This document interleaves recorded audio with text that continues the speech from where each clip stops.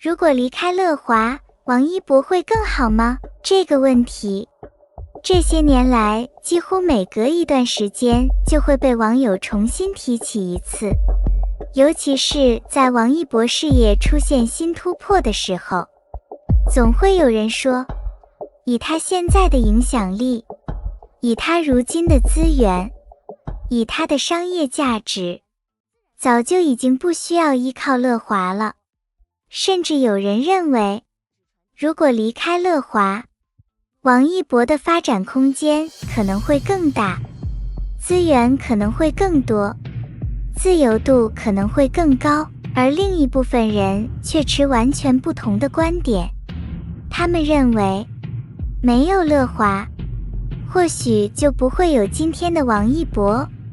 至少不会是今天这个样子的王一博。于是问题来了，如果有一天，王一博真的离开乐华，他会变得更好吗？还是会失去一些如今拥有的东西？这个问题看似简单，实际上却远比想象中复杂，因为讨论的从来不是一份合同，而是一个人过去10几年的成长轨迹，也是一个艺人与经纪公司之间最微妙的关系。故事要从很多年前说起，那时候的王一博还不是今天的顶流，没有耀眼的成绩，没有铺天盖地的话题，更没有如今的影响力。对于很多人来说，那时候的他只是一个刚刚进入娱乐圈的年轻人，前途未知，未来未知，甚至能不能走到最后都不知道。而乐华恰恰是在那个阶段选择培养他的平台，从练习生到出道，从舞台到综艺，从偶像到演员，王一博成长的每一步几乎都能看到乐华的影子。所以这些年来，无论外界如何评价乐华，有一点始终无法否认，那就是乐华和王一博之间早已经不仅仅是简单的合作关系，他们更像是一条共同成长的轨迹。可也正因为如此，新的争议开始出现。当一个艺人成长到足够强大的时候，他是否还需要最初的平台？很多网友之所以认为王一博离开乐华会更好，原因其实很简单，他们看到的是现在的王一博，而不是过去的王一博。如今的王一博拥有什么？拥有稳定的粉丝群体，拥有成熟的商业价值，拥有电影资源，拥有电视剧资源，拥有品牌影响力，拥有市场认可度。换句话说，他已经不再是那个需要别人帮忙寻找机会的新人，而是一个能够自己创造价值的人。在这样的情况下，很多人自然会产生一种想法，既然已经成长起来了，为什么还要受到公司的约束？为什么不成立自己的工作室？为什么不拥有更多决定权？为什么不自己掌控未来的发展方向？从表面上看，这种逻辑似乎没有问题，因为娱乐圈确实有很多艺人在成熟之后选择独立发展，有的人成功了，有的人失败了，但无论结果如何，他们都获得了更大的自主权。而这恰恰也是许多人认为王一博最需要的东西。然而问题在于，自由真的等于更好吗？答案未必，因为自由从来都不是只有好处，它同时意味着责任，意味着风险，意味着你要独自面对更多问题。很多人只看见王一博站在舞台中央，却很少注意舞台后面的人。一个成熟艺人的运作，远远不是拍戏那么简单。商务合作、品牌沟通、宣传规划、公关风险、项目筛选、法律事务、团队管理、资源协调，这些事情每天都在发生，而且每一项都需要专业团队支撑。很多人以为一人独立以后，就能完全按照自己的想法生活。事实上恰恰相反，很多独立艺人最后花费大量精力处理事务，甚至因此影响创作。而王一博这些年给人的印象是什么？专注、投入，喜欢把时间放在作品上，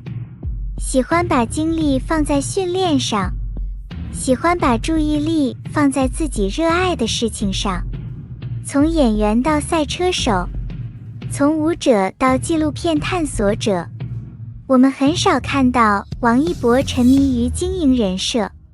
也很少看到他热衷社交。那么问题来了，如果有一天，大量原本由团队承担的事情需要自己参与，这真的是他想要的生活吗？或许未必，因为有时候，一个成熟的平台提供的价值，并不仅仅是资源，更是稳定。而稳定往往是最容易被忽略的东西。可是支持离开的声音依然存在，因为很多人相信，王一博最大的价值还没有完全释放出来。他们认为，如果离开乐华，王一博或许能够拥有更清晰的个人品牌，能够拥有更独立的发展路线，能够尝试更多过去无法尝试的事情，甚至能够打造完全属于自己的事业版图。这样的想法并非没有道理，因为当一个艺人成长到一定阶段之后，个人意志的重要性会越来越高。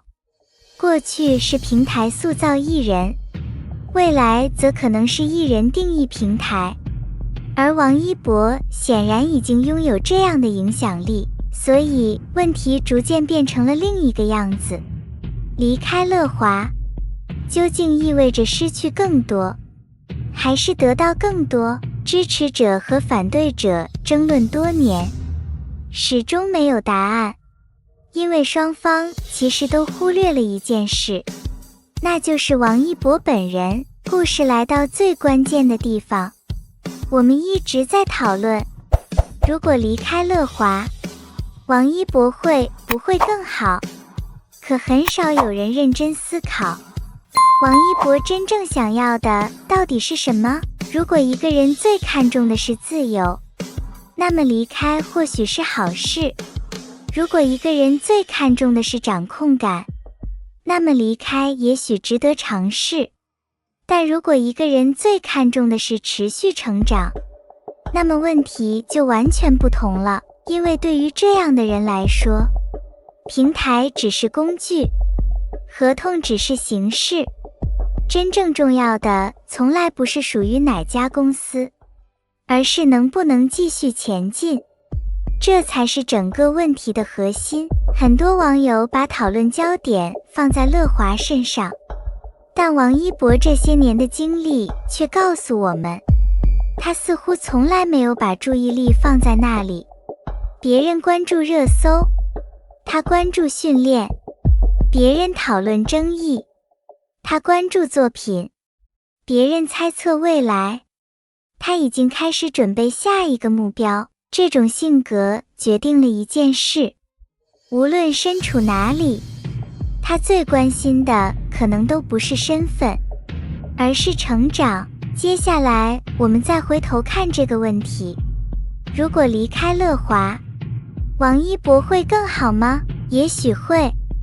因为他可能获得更多自主权，可能拥有更大的决策空间，可能建立属于自己的事业体系。但与此同时，他也会承担更多责任，面对更多风险，处理更多复杂事务。而如果继续留在乐华，也未必意味着停滞，因为成熟的平台和成熟的艺人之间未必是依附关系，也可能是合作关系。当双方共同成长到一定阶段以后，重点已经不是谁依靠谁，而是谁更适合谁。所以到最后，这个问题其实没有标准答案，因为真正决定未来的，从来不是离开还是留下，而是选择之后能否继续成长。如果一个人停止成长，那么无论在哪里都不会更好。如果一个人始终向前，那么无论在哪里都有机会创造新的可能。而王一博这些年最让人印象深刻的地方，恰恰不是他属于哪家公司，而是不管面对什么环境，他似乎总能找到新的方向，从舞者到偶像，从偶像到演员，从演员到赛车手，从流量明星到不断突破自我的探索者。一路走来，变化的是身份，不变的是前进。所以比起讨论王一博是否应该离开乐华，或许还有一个更值得思考的问题：如果有一天王一博真的做出了自己的选择，无论是留下还是离开，我们关注的究竟应该是那个选择本身，还是他未来会走向哪里？也许时间会给出答案，而在答案到来之前，所有讨论都只是猜测。但有一点或许可以确定，真正决定王一博未来高度的，从来不会只是一家公司，而是那个始终不愿停下脚步的王一博自己。那么如果是你觉得王一博留在乐华更好，还是离开乐华更好？好了，关于今天的话题，不知道大家看完以后有什么样的想法？在黎春正看来，很多事情其实没有绝对的对与错，也没有绝对正确的答案。每个人都会站在不同的角度，看到不同的风景，得出不同的结论。而我们今天所聊的内容，也只是基于现有信息的一种分析和讨论。至于最终答案究竟是什么，或许只有时间才能告诉我们。如果你有不同的看法，欢迎在评论区留下你的观点，也欢迎和更多喜欢王一博的朋友一起交流讨论。王一博的探索心境，顶流破圈还是粉丝买单？放着吹空调做棚里录综艺就能轻松赚钱的路不走，一个光鲜亮丽的顶流明星，却偏偏跑去玉树翻雪山，钻雨林，甚至被蚂蟥叮得满腿是血。你告诉我，这是去拍硬核纪录片？如果放在以前，我大概率会怀疑，这是不是又是哪家公关团队精心包装出来的一套吃苦人设？毕竟娱乐圈这种套路我们见得太多了，穿一身户外品牌，背个专业登山包，在雪山脚下摆几个姿势，拍几张照片发到社交平台，再配上一句敬畏自然向山而行。镜头里的自己像是在挑战极限，镜头外却可能已经回到舒适的房车里吹空调刷手机。这种反差早就让很多观众产生了审美疲劳，但王一博这次推出的探索心境，似乎真的把这层包装出来的玻璃给撞碎了一角。他前脚还在珠海赛道上飞驰，享受赛车带来的速度和肾上腺素，后脚人已经出现在西宁高原，迎着低温、暴雨和复杂的行往无人区域深入。冰雹说来就来，暴雨突然砸下，越野车在半路出现故障，一群人只能靠自己的力量解决问题。为了把几十斤重的拍摄设备带进山里，工作人员和他一起靠肩膀扛，靠双腿走，一步一步往深处挪。在雨林里，蚂蟥一次次钻进衣服和鞋袜，短时间内被咬了8口，血甚至染红了袜子。换成普通人，恐怕早就开始崩溃抱怨，可他只是笑着说没关系。到了高原环境，氧气稀薄，身体不断透支，他也没有反复强调自己的辛苦，没有刻意制造英雄受难的戏剧效果。有人说，这些是不是演出来的？可真正去过高海拔地区的人都知道，缺氧这种东西不是谁靠演技就能骗过去的。你可以靠意志力撑一天，可以靠镜头表现得轻松一点，但连续10几天面对低温、疲惫、身体极限消耗，再强的演员也很难一直维持状态。他能坚持下来，很大程度上还是因为这些东西本来就是他的兴趣和积累。赛车、滑板、滑雪，这些看似只是明星身上的潮流标签，实际上都是需要长期投入时间和精力才能练出来的技能，不是拍几条宣传片，摆几个动作就能真正掌握。业内一些接触赛车的人也提到过，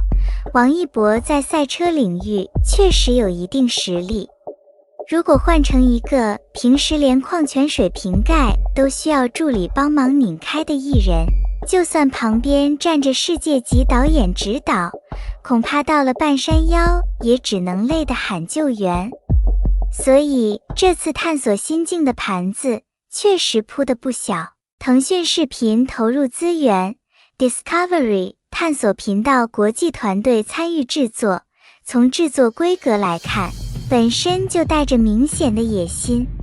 播出后的数据也相当亮眼，热度在短时间内迅速突破纪录，弹幕数量达到1000万级别，甚至还拿下了被称为美国电视界奥斯卡的泰利奖金奖。这个奖项并不是简单靠粉丝投票就能获得的，海外评审体系并不会因为你在国内拥有大量粉丝就自动认可。但问题是，成绩越亮眼，争议反而越大。打开网络讨论区，会发现2种声音几乎完全对立，一边是粉丝，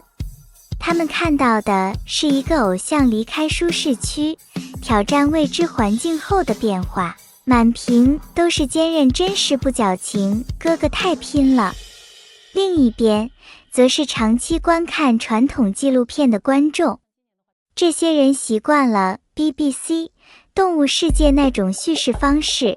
他们看的是自然本身，是动物的生存法则，是镜头背后几年甚至几十年的观察积累。所以他们提出质疑，镜头是不是太晃？剪辑是不是太追求情绪？为什么雪豹没看清多少，反而大量时间都在拍明星喘气、坚持和感慨？甚至有人直接讽刺，这是不是一个套上电影级滤镜的明星旅行 Vlog？ 这场争论其实碰到了一个非常有意思的问题，我们过去看纪录片到底是在看什么？我们看的是数万头角马横渡河流时的壮烈，看的是极地企鹅在冰天雪地里的挣扎，看的是野生动物为了生存进行的残酷竞争。在传统纪录片里，大自然永远是主角，镜头应该保持克制，摄影师更像一个观察者，人只是隐藏在机器后面的记录者。但探索心境采用的是另一套逻辑。雪山、雨林、沙漠，这些宏大的自然环境，某种程度上成为了人物成长故事的舞台。镜头不再只是观察自然，而是在不断追踪一个人的体验、情绪和变化，这也正是它最具争议的地方。他把纪录片和明星真人秀之间那条原本模糊的界限，再一次拉到了公众面前。但从另一个角度看，这种模式也确实带来了传统纪录片很难做到的传播效果。纪录片行业长期面临一个现实问题，投入巨大，回报有限。很多团队为了拍摄一个珍贵镜头，需要几年时间蹲守，需要大量资金支持，却很难获得足够关注。而当顶流明星加入之后，情况完全不同。明星本身就是巨大的流量入口，很多原本不会主动搜索自然纪录片的年轻观众，因为王一博打开节目，第一次认真关注雪山生态、野生动物保护以及环境问题，这种影响是真实存在的。流量带来的关注，也可能转化成实际行动。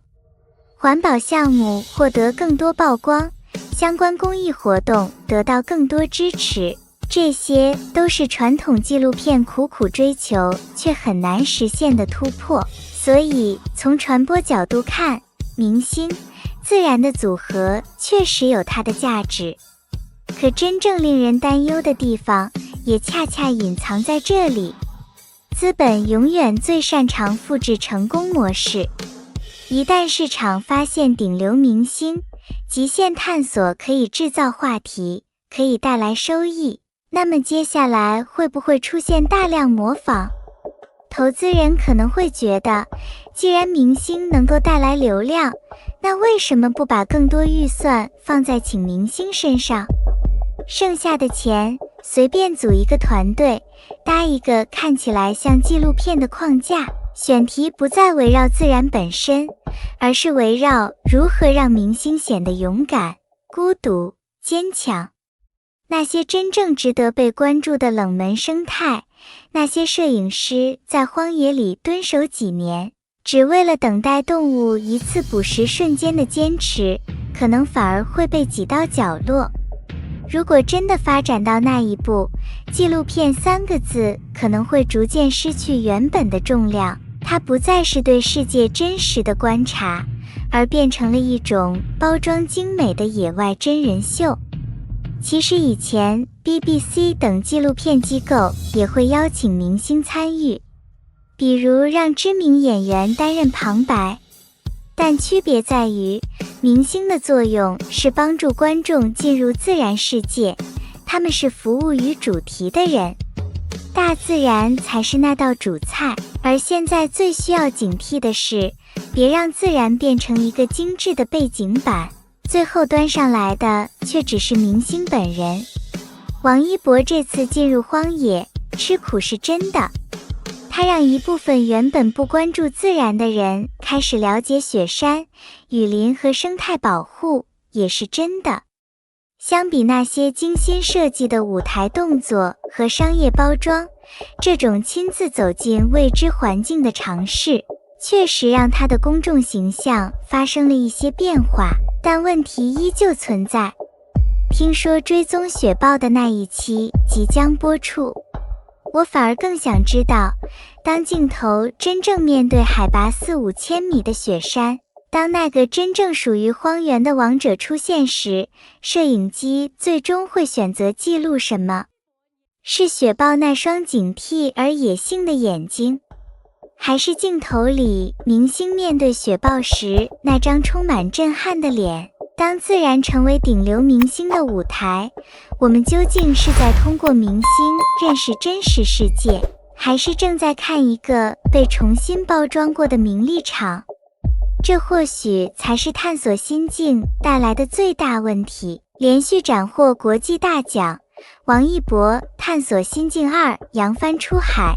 个人 IP 含金量再创新高。备受瞩目的户外探索纪实节目《探索心境》第2季正式官宣海外播出计划，引发广泛关注。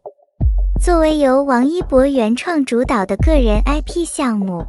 这部作品不仅在国内收获口碑与热度的双丰收，更成功打入国际主流视野，将中国青年的探索精神带向全球舞台。此次探索心境第2季开启全球发行后，影响力再次迎来全面升级。节目将正式登陆国际顶级流媒体平台 HBO Max， 覆盖东南亚、中国香港等多个海外地区，同时还将通过 Discovery 国际频道、日本 Lala TV 等多个国际平台同步播出，让更多海外观众能够看到这部华语纪实作品。相比第1季覆盖全球190多个国家和地区，第2季进一步进入国际头部流媒体平台，也意味着探索心境的国际传播力正在不断提升，华语纪录片的海外影响力也迈上了新的台阶。能够连续获得国际平台的认可，并不是偶然。探索心境系列真正打动观众的，从来不是刻意制造的话题，而是真实、专业和高质量的内容。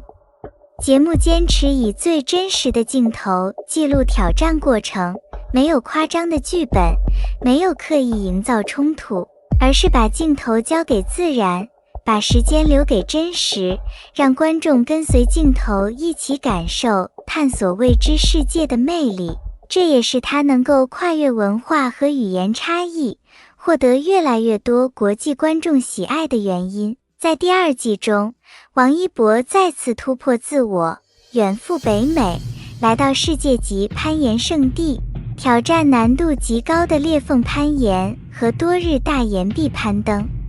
面对陌生的环境、复杂的岩壁地形以及高强度的体能考验，他始终保持专注，全身心投入每一次训练和挑战。对于王一博来说，这不仅是一次纪录片拍摄，更是一场不断突破极限、挑战自我的真实旅程，也让观众看到了他在聚光灯之外勇于探索、不断成长的另一面。他不仅与奥斯卡最佳纪录片导演金国威等顶尖探险家同行，更在绝壁之上展现极高的专注力与坚韧。节目没有刻意美化苦难，也没有生硬的说教，而是完整呈现从线路观察到成功登顶的全流程，甚至不回避失败与挫折，让观众看到鲜活、纯粹且充满生命力的探索者形象。在不断挑战极限的过程中，王一博也让观众看到了聚光灯之外最真实的一面。节目没有刻意塑造所谓的英雄形象，而是完整记录了他面对困难时最自然的反应，让大家看到一个真实、有温度的王一博。正因为没有任何修饰，这些细节反而更容易打动观众。面对高海拔带来的严重高原反应，他没有轻言放弃，而是咬紧牙关，坚持完成既定挑战。当终于成功登顶后，他说出的那句所有痛苦到达顶峰都会消除，不仅记录了当下最真实的感受，也让不少观众感受到了挑战自我后的成长与释然。这一句简单的话，没有任何刻意煽情，却成为节目中令人印象深刻的经典瞬间。而在北美房车旅行和攀岩过程中，王一博又展现出与挑战极限完全不同的一面。他一边努力寻找工作与生活之间的平衡，一边享受旅途中的点滴趣事。夜宿岩壁时，因为被一只松鼠敲了一下脑袋，第二天竟认真又软糯地向小动物道歉。这样毫无包袱的真实反应，不仅让现场工作人员忍俊不禁，也让屏幕前的观众感到十分治愈。正是这些没有剧本、没有刻意设计的小细节，让王一博打破了大众对流量艺人的固有印象。他没有刻意制造笑点，却凭借最真实、最自然的冷幽默，为这场充满挑战的探险增添了许多轻松与温暖。也让更多观众在欢笑中看到了一个更加真实、更有亲和力的王一博。凭借真实的记录方式、精良的制作水准以及不断突破自我的精神内核，探索心境系列不仅赢得了观众的认可，也收获了国际专业奖项的肯定。节目连续斩获有着美国电视界奥斯卡之称的泰利奖，成为业内备受关注的话题。对于一档华语原创纪实节目来说，这样的成绩来之不易，也充分证明了作品本身拥有过硬的内容质量和国际竞争力。更值得关注的是，王一博也因此成为内娱首位凭借个人主导原创项目连续获得泰利奖的艺人。这份荣誉不仅属于他个人，更代表着中国原创纪实内容正在不断走向世界，被越来越多国际观众和专业机构所看见、所认可。从国内播出到全球发行，从观众口碑到国际奖项，探索心境正在一步步实现真正意义上的文化出海。一路走来，王一博没有依靠流量制造话题，而是选择用一次次真实的挑战积累作品，用脚踏实地的攀登诠释坚持，用细水长流的热爱兑现初心。他不断突破身体与心理的极限，也不断刷新外界对他的认知。通过探索心境，世界看到的不仅是一位不断挑战自我的青年艺人，更看到了一代中国青年勇于探索、敢于突破、向下扎根、向上生长的精神力量。这种不被定义、不断前行的人生态度，也正是探索心境最打动人心的地方。从国内收获口碑，到连续拿下国际奖项，再到如今登陆海外主流平台，探索心境一步步走到今天，靠的从来不是短暂的流量，而是真实、专业和坚持。王一博也用这部作品证明，真正有价值的个人 IP， 不只是拥有多高的人气，更重要的是能否拿出经得起时间和市场检验的内容。他没有把探索停留在口号里，而是一次次走进陌生环境，面对真实困难，在不断挑战中完成成长，也让更多海外观众看到了中国青年的勇气、韧性与生命力。探索心境第2季扬帆出海，不仅是王一博个人事业上的又一次突破，也是华语原创纪实内容走向世界的重要一步。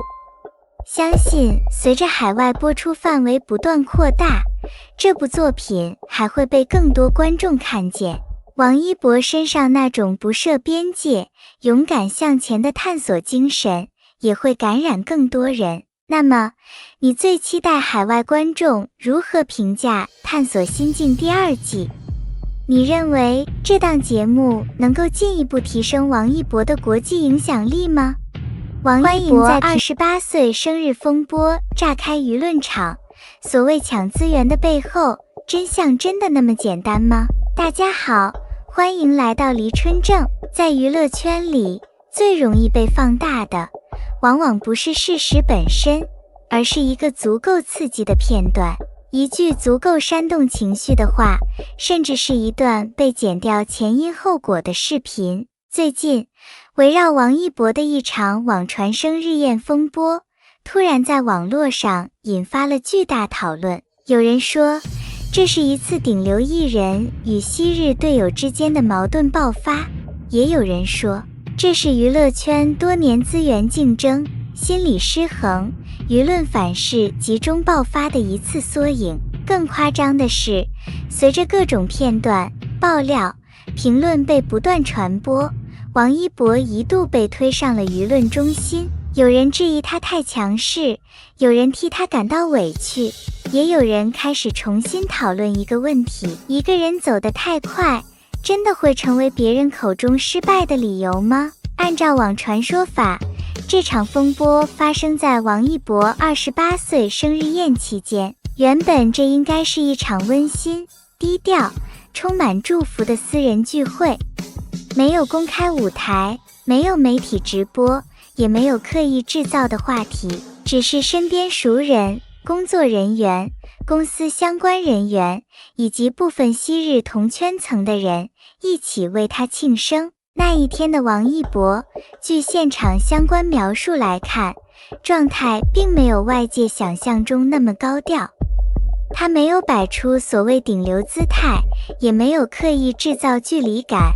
而是一如既往的低调、克制、安静。面对祝福，他点头致谢；面对工作人员，他主动回应；面对熟人寒暄，他也保持着礼貌和分寸。这样的场合本该平静结束，可偏偏就在宴会接近尾声时，意外发生了。网传画面中，一位昔日同队相关人士情绪失控，突然走向王一博，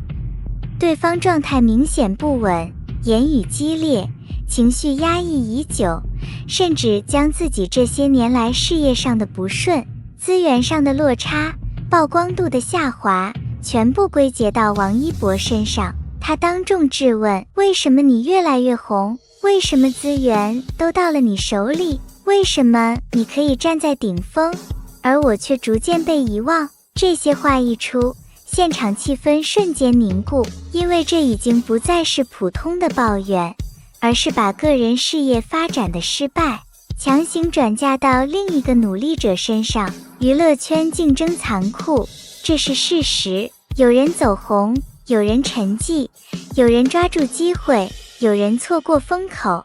有人靠实力一步步站稳，也有人因为状态、能力、选择、口碑等多种原因逐渐掉队。但问题是，一个人没有走到更高的位置，真的就一定是别人挡了他的路吗？王一博这些年的成功，并不是突然从天而降，从练习生时期开始，他就经历了长时间高强度训练，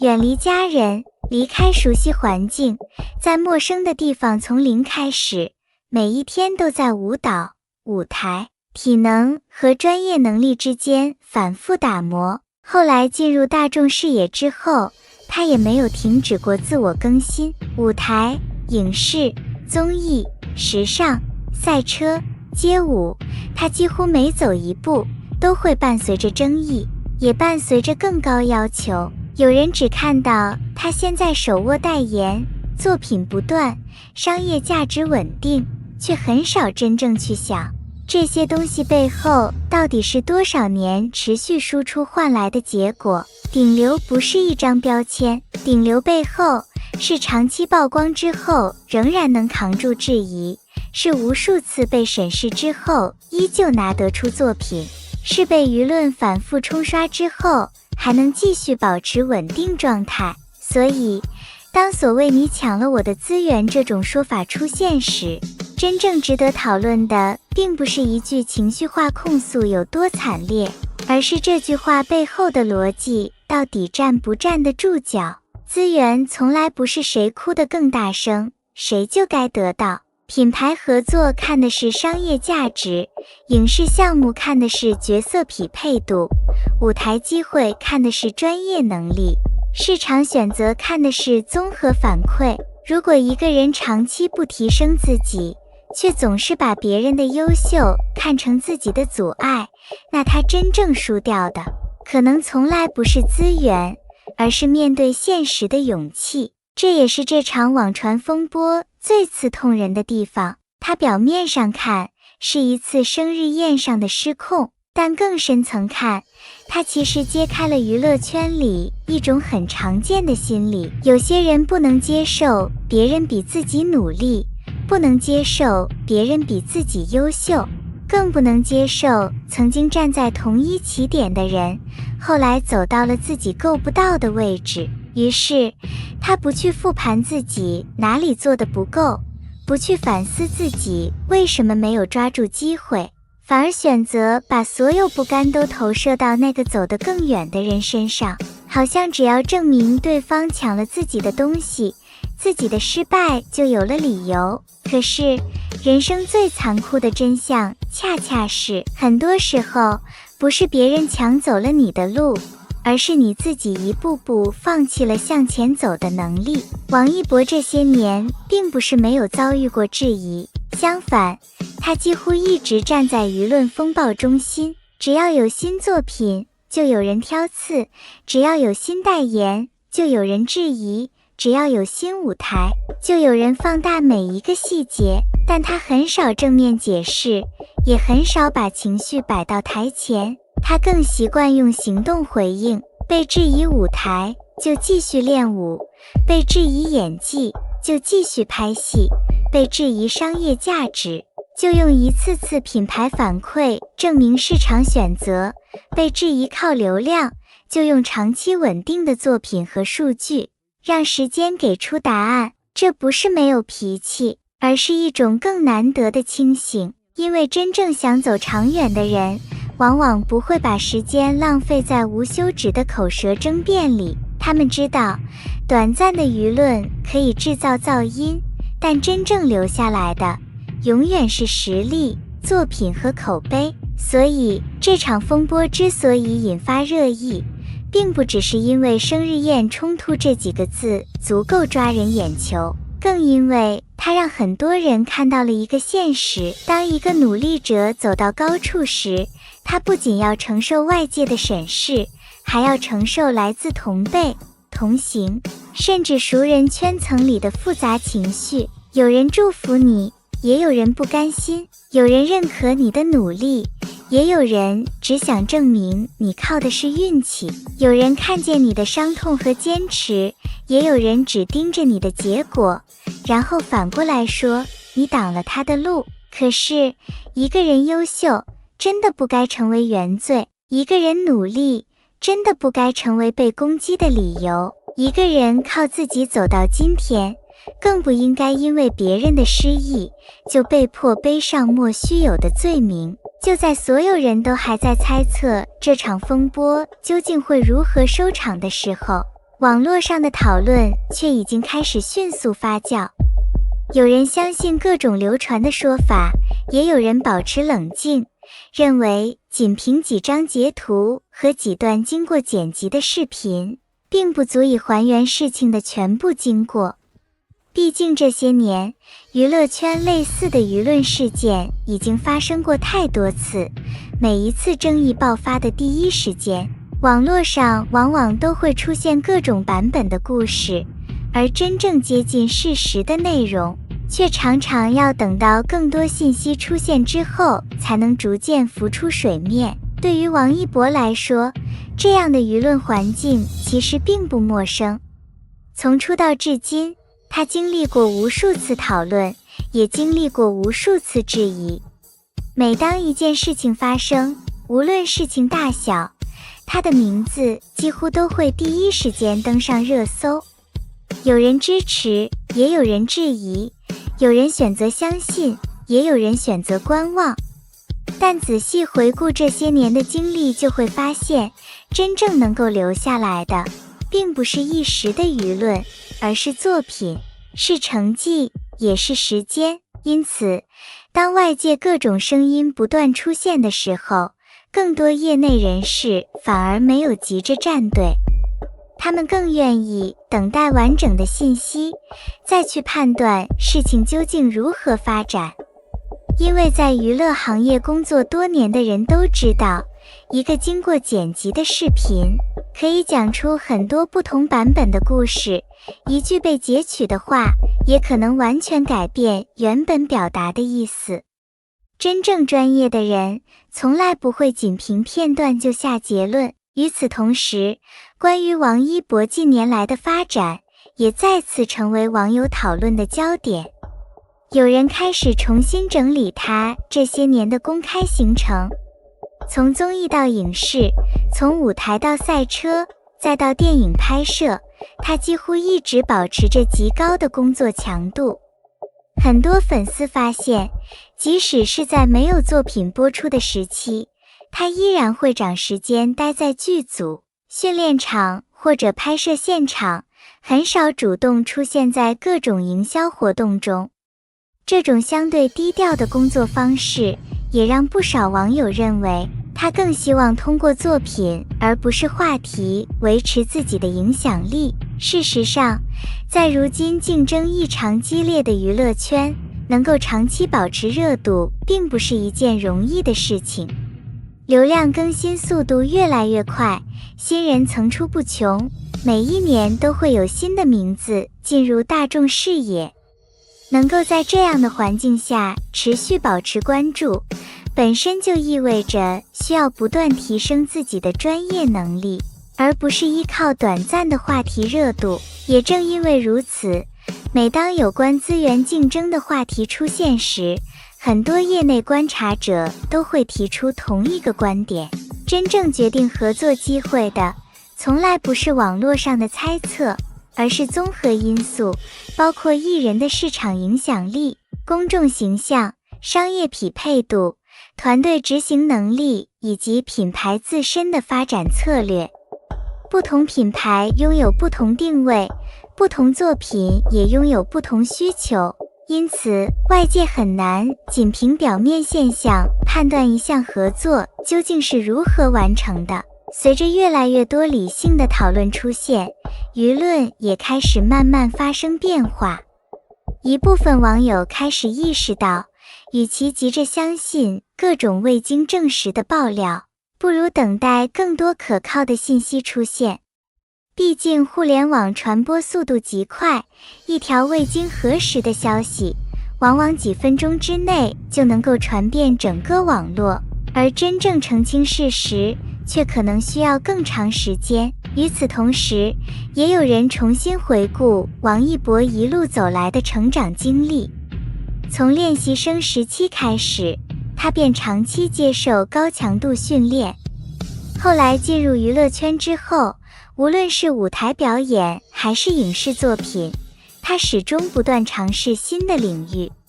从偶像歌手到演员，再到职业赛车手，每一次身份转换都伴随着新的挑战，也伴随着新的质疑。但正是在一次次尝试中，他逐渐积累了更多经验，也让自己的职业道路变得更加丰富。很多长期关注他的观众表示，无论外界评价如何变化，他最大的特点始终没有改变，那就是把更多精力放在工作本身，而不是回应每一次舆论。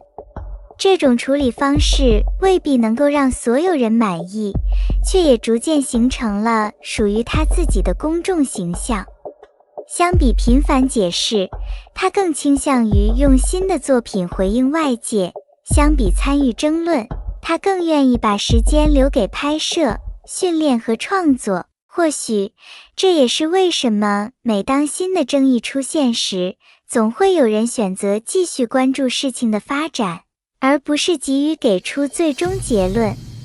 因为对于一位公众人物来说，一次事件并不能定义全部，而长期积累下来的职业表现、公开记录以及作品成绩，往往才是更多人判断一个人的重要依据。当然，这场讨论真正值得关注的，也许并不仅仅是某一位艺人，而是如今整个互联网舆论环境。当信息传播越来越快的时候，每个人都可能成为信息的接收者，也可能成为信息的传播者。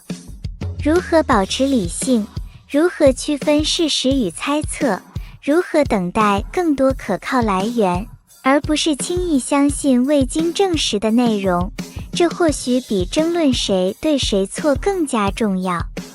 也正因为如此，这场持续发酵的话题并没有随着时间迅速结束，反而引出了更多关于娱乐圈竞争、网络传播以及公众认知的讨论，而真正值得思考的内容也才刚刚开始。就在网络上的争议持续发酵之际，越来越多的人开始把注意力从事件本身转移到了另一个更值得思考的问题上。为什么每一次舆论风波发生时，王一博都会成为讨论的焦点。为什么经历了这么多次争议之后，他依然能够保持极高的人气和影响力？这个问题或许比事件本身更值得讨论。很多业内人士曾说过，在娱乐圈，流量可以靠一部作品迅速获得，也可能因为一次争议快速流失。但真正能够走得长远的人，最终依靠的还是持续不断的作品输出和专业能力。纵观近几年的娱乐行业，无数曾经风头正盛的艺人因为缺乏后续作品而逐渐淡出大众视野，也有不少人因为一次成功便停下脚步，最终被后来者超越。而王一博的发展轨迹却始终保持着一种相对稳定的节奏。回顾他的职业经历，从偶像歌手到演员，再到赛车手，再参与纪录片、公益活动以及多个不同领域的尝试，他似乎一直在不断拓宽自己的边界。对于很多观众来说，最深刻的印象并不是他参加了多少综艺，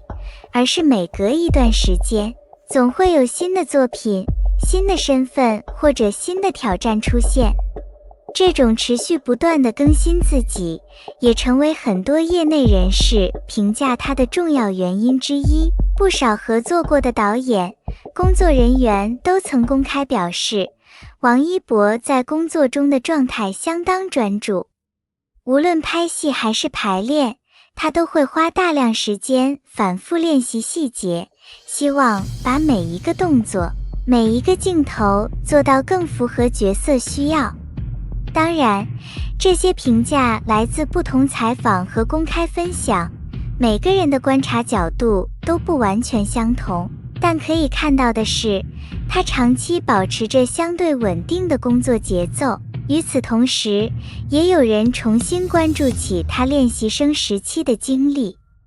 10几岁便远离家乡，前往国外训练，对于任何一个年轻人来说都不是轻松的事情。陌生的环境、高强度的训练以及激烈的竞争，让很多人中途选择离开，而能够坚持下来的人并不算多。也正因为如此，不少粉丝认为，这段经历塑造了他后来面对压力时相对冷静的性格。事实上，娱乐行业的竞争远比外界看到的更加激烈。每一次试镜，每一次品牌合作，每一次角色选择，都需要综合考虑市场定位、商业价值、公众形象以及作品需求等多方面因素。很多机会并不存在所谓简单的抢或者让，更多时候都是品牌、制作方和市场综合判断后的结果。因此，当网络上出现各种关于资源竞争的讨论时，也有越来越多业内人士呼吁大家理性看待，不要轻易把复杂的问题简单归因于某一个人。随着讨论不断深入，网友们关注的重点也慢慢发生变化。相比争论谁对谁错，更多人开始讨论一个更现实的话题：一个艺人究竟应该依靠什么，才能在更新速度极快的娱乐圈长期保持竞争力？有人认为是运气，有人认为是资本，也有人认为是营销。但也有不少行业观察者认为，真正决定职业寿命的，依然是持续学习、不断进步以及稳定输出作品的能力。王一博这些年的经历，也恰好成为很多人讨论这个话题时提到的案例。无论外界评价如何变化，他依然保持着相对固定的工作节奏，很少主动回应各种网络争议，而是继续完成手中的拍摄、排练以及新的工作计划。这种处理方式未必能够让所有人认同，但确实形成了属于他自己的公众形象。当然，这并不意味着任何公众人物都不会犯错，也不意味着所有网络讨论都毫无价值。恰恰相反，公众监督本身就是娱乐行业的一部分。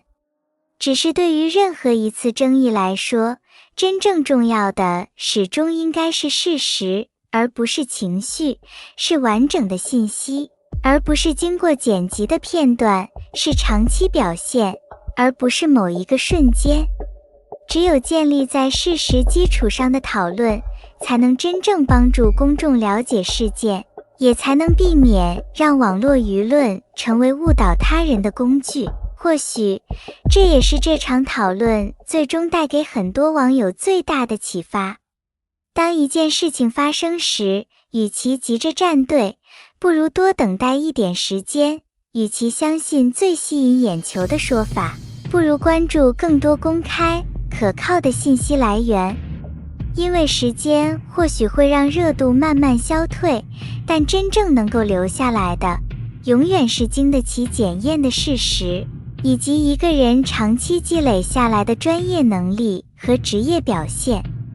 而关于王一博未来的发展，这场风波之后，外界依然会继续关注，但最终能够回答所有问题的，或许仍然只有他接下来的作品以及时间本身。当整场讨论慢慢回归理性之后，很多人开始发现，比起追逐各种真假难辨的传闻，一个更加值得关注的话题逐渐浮出水面。为什么王一博能够在竞争如此激烈的娱乐圈持续保持稳定的发展？有人说是运气，有人说是时代红利，也有人认为是机会恰好降临到了他的身上。但如果真正把时间线拉长，从他刚刚踏入行业开始一路回看，就会发现，任何一次看似轻松的成功背后，都隐藏着很多外界没有看到的积累。很多熟悉他成长经历的人都知道，13岁时，他便独自离开家乡，前往韩国成为练习生。对于那个年纪的孩子来说，这意味着不仅要面对语言不通、生活环境完全陌生的问题，更要接受远比普通学生更加严格的训练。每天重复练习同样的动作、同样的节奏，别人眼中几分钟的舞台，却可能需要无数次反复练习才能完成。这种生活并没有电视剧里那样浪漫，更多时候是枯燥、疲惫，甚至孤独。后来正式出道之后，他也并没有因为获得关注而停下脚步。从最初的舞台表演，到影视剧拍摄，再到电影、赛车等不同领域，每一次新的尝试都会伴随着新的质疑。有人认为他跨界太多，也有人怀疑他是否真的能够胜任新的身份。但对于这些声音，他似乎很少主动回应，而是继续完成自己的工作。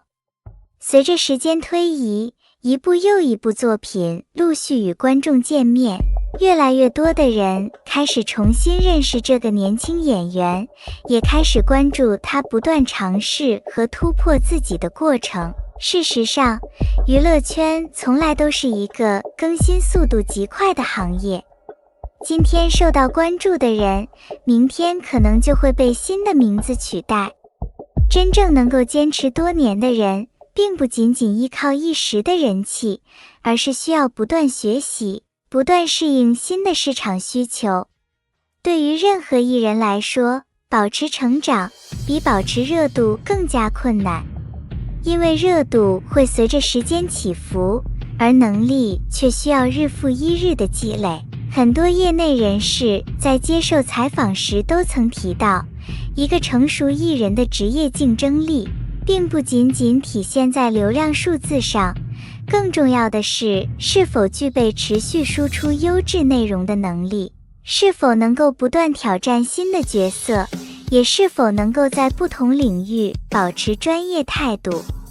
这些因素看似无法在短时间内体现，却会随着时间慢慢积累，最终形成真正属于自己的竞争优势。也正因为如此，越来越多观众开始意识到，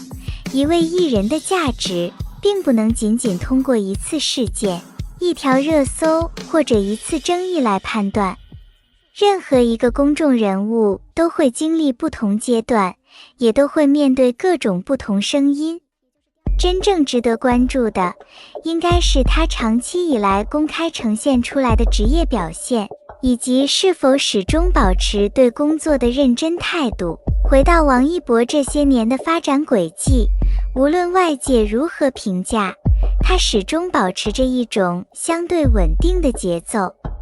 拍戏的时候认真拍戏，准备舞台的时候专心排练，参加比赛的时候全力投入，面对新的挑战时继续学习。这种一步一步向前走的方式，也逐渐成为很多年轻粉丝眼中值得学习的一种态度。不是因为他从来没有压力，而是因为他没有让压力成为停下脚步的理由。或许每个人对于成功都会有不同理解，有的人相信机会，有的人相信天赋，也有人相信资源的重要性。但无论站在哪一种角度，都很难否认一个事实：如果没有持续不断的努力，再好的机会也很难真正把握住；如果没有长期积累的能力，再高的人气也很难维持太久。机会也许会改变一个人的起点，却很难决定一个人的终点。也正因为如此，这场持续引发讨论的话题，最终带给很多网友最大的感受，并不是去争论谁赢谁输，而是重新思考一个更加现实的问题：当面对竞争的时候，一个人究竟应该把更多精力放在关注别人，还是放在提升自己？当遇到质疑的时候，是沉浸于情绪之中，还是继续做好眼前的事情？不同的人也许会给出不同答案，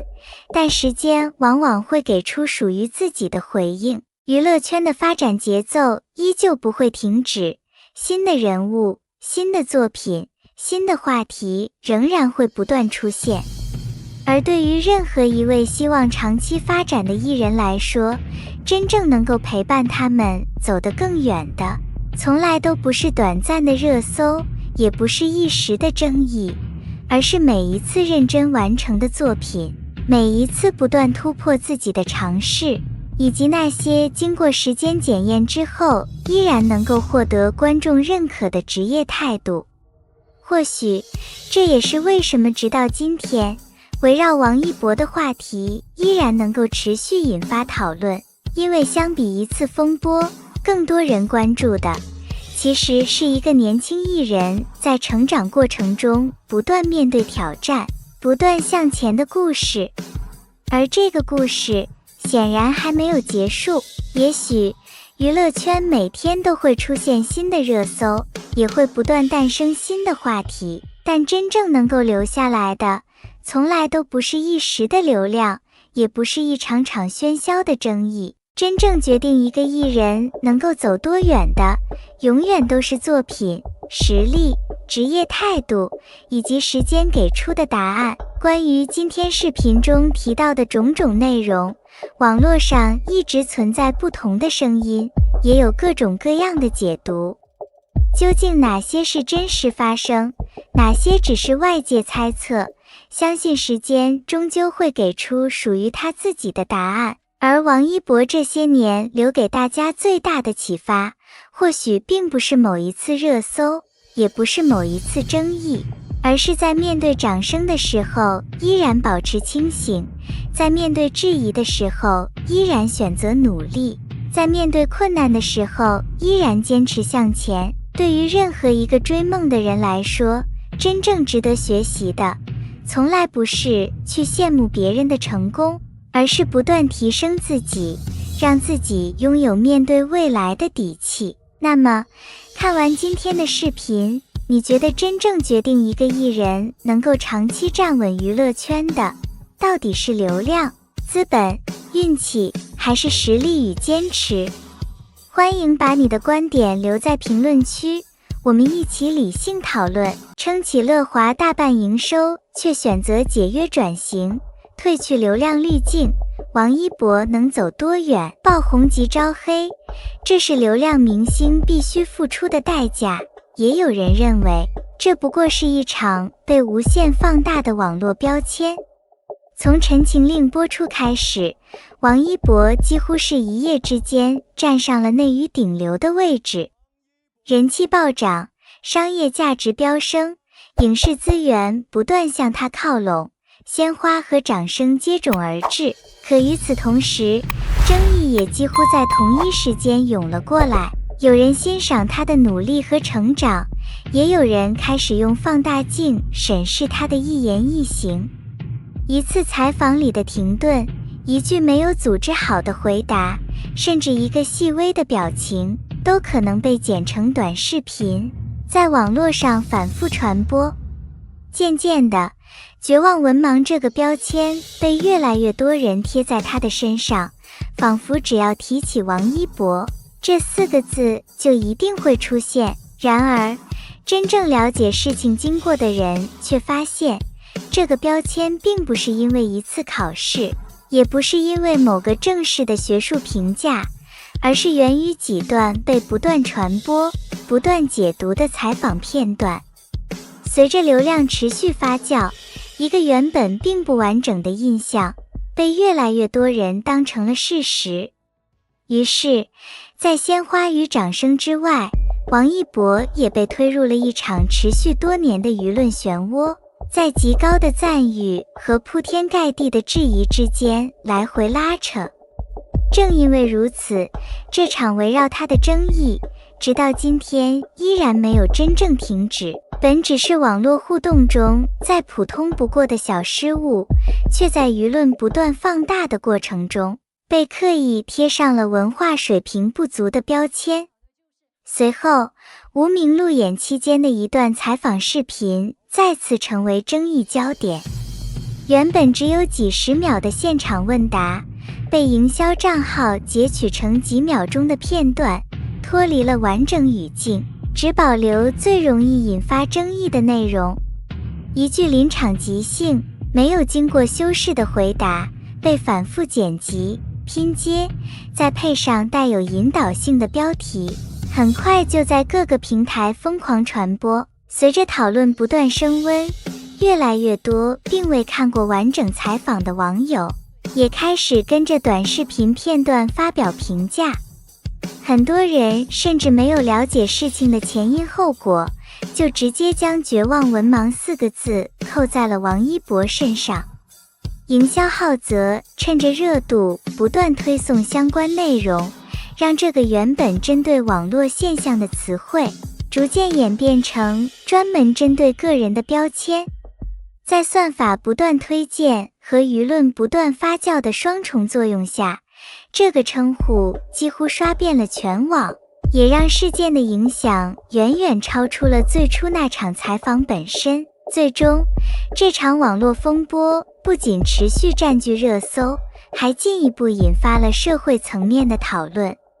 部分官媒也借此机会，围绕青年艺人的文化素养、公众人物的表达能力以及娱乐行业的人才培养等话题发表评论。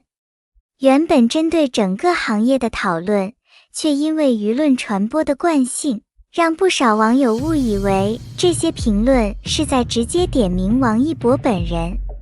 于是，一场由文字笔误、采访片段和营销炒作共同推动的网络风暴，就这样一步步形成，并成为他职业生涯中争议最大的话题之一。无数网友甚至没有完整看过采访，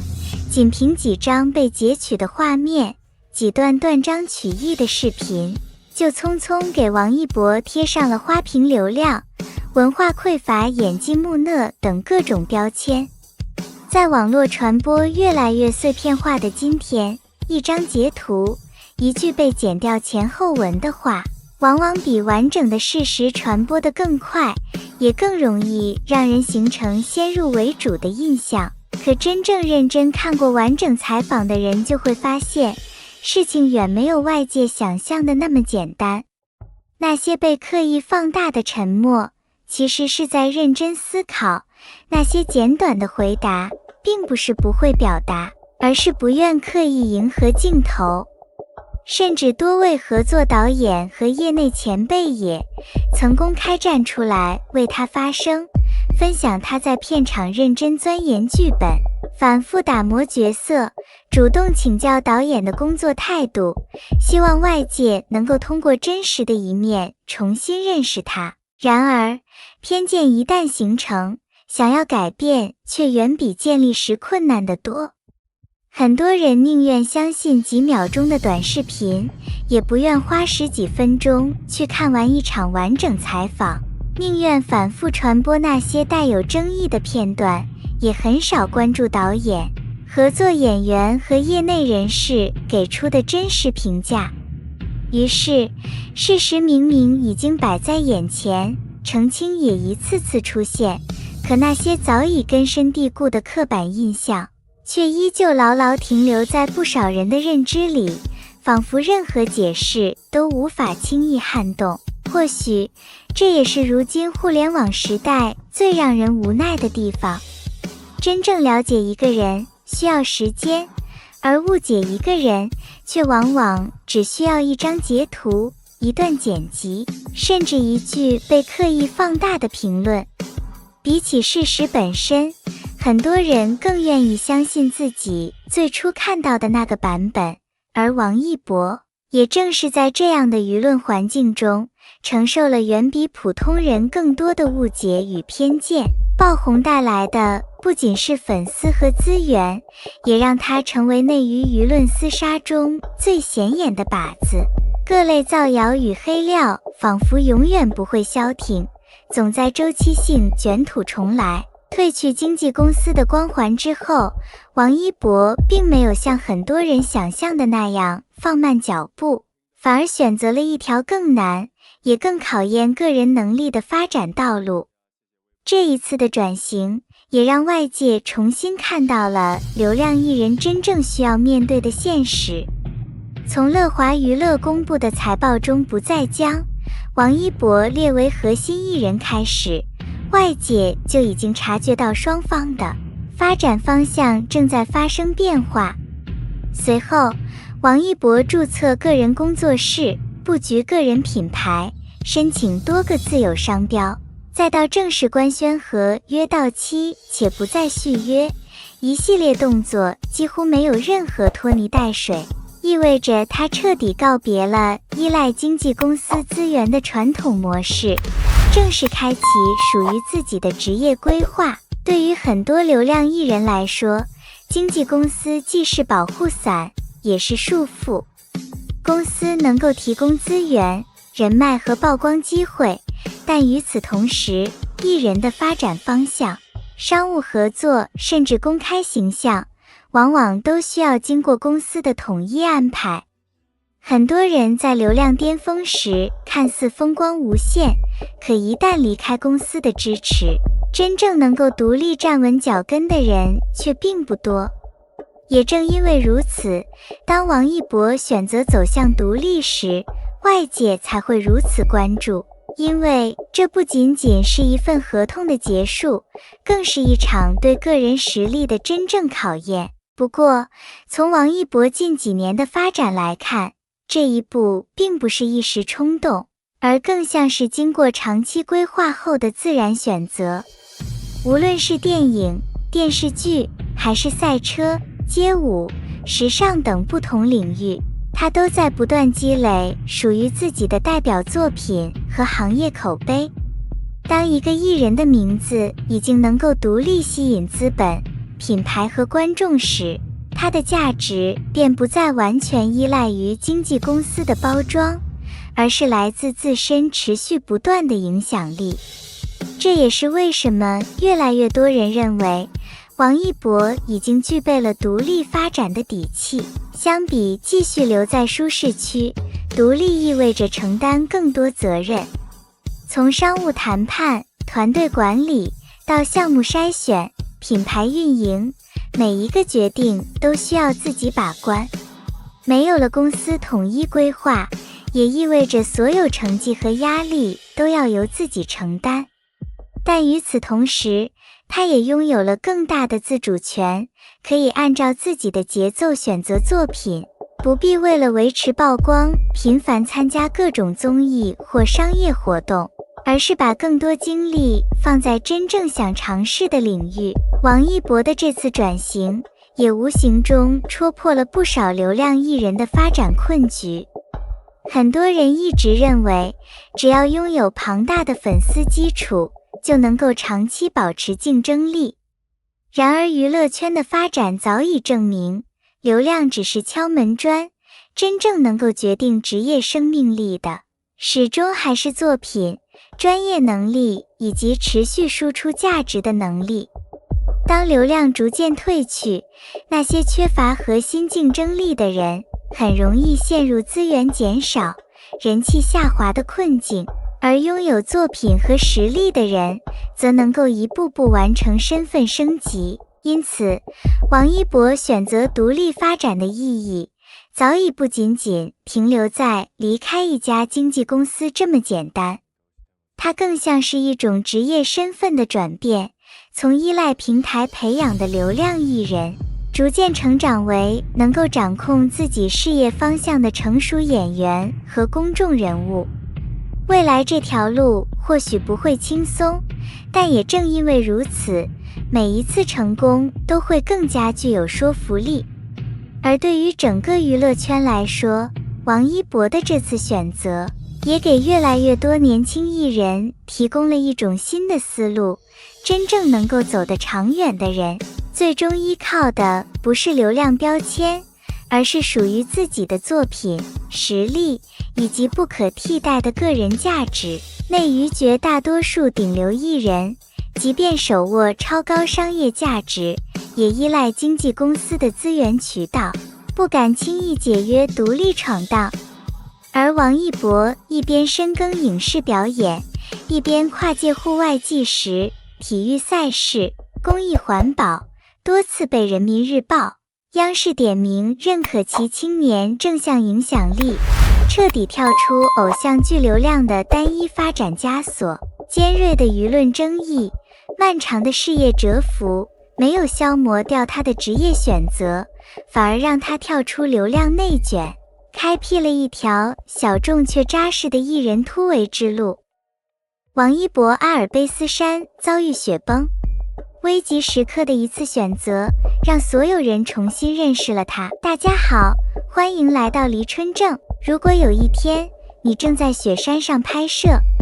突然之间山体开始震动，脚下的积雪发出沉闷的断裂声，远处白色雪浪像洪水一样奔涌而下。而就在这个时候，你发现还有一名同伴没有撤离，你会怎么做？是第一时间保护自己，还是冒着危险回头救人？最近，一段关于王一博在阿尔卑斯山拍摄极限滑雪时遭遇雪崩险情的视频，引发了大量网友讨论。视频中的画面十分惊险，有人说，真正让人震撼的不是雪崩本身，而是在危险来临的那一刻，王一博所做出的选择。那么，当时到底发生了什么？王一博为什么会出现在阿尔卑斯山？面对突如其来的危险，王一博又展现出了怎样的一面？今天，我们就来聊聊这个让无数网友看完之后久久无法平静的话题。故事要从阿尔卑斯山说起。对于很多滑雪爱好者来说，阿尔卑斯山几乎就是梦想中的圣地。壮观的雪峰，连绵不断的山脉，厚达数米的积雪，这里拥有世界顶级的滑雪环境。但与此同时，它也是危险系数极高的区域之一。每年都会发生各种各样的意外事故，尤其是雪崩。很多经验丰富的专业运动员都对雪崩保持着绝对敬畏，而这一次，王一博来到这里，正是为了完成一次高难度滑雪拍摄。众所周知，王一博一直喜欢挑战极限运动，无论是摩托车，还是街舞，又或者各种高难度运动项目，王一博似乎总是在不断突破自己的极限。有人喜欢安稳，有人喜欢舒适区，而王一博却总是在挑战未知。这也是很多粉丝喜欢王一博的重要原因之一。然而谁也没有想到，一次普通的拍摄任务竟然会演变成一场惊心动魄的危机。当天的天气看起来并没有太大异常，拍摄团队按照计划进入指定区域，摄影师架设设备，工作人员确认路线，王一博则不断尝试各种滑行动作，一切似乎都很顺利。可是就在大家逐渐放松警惕的时候，危险悄悄靠近了。据视频描述，远处山坡开始出现异常，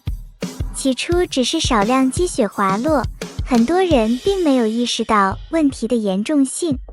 毕竟在雪山环境中，小范围积雪移动并不罕见。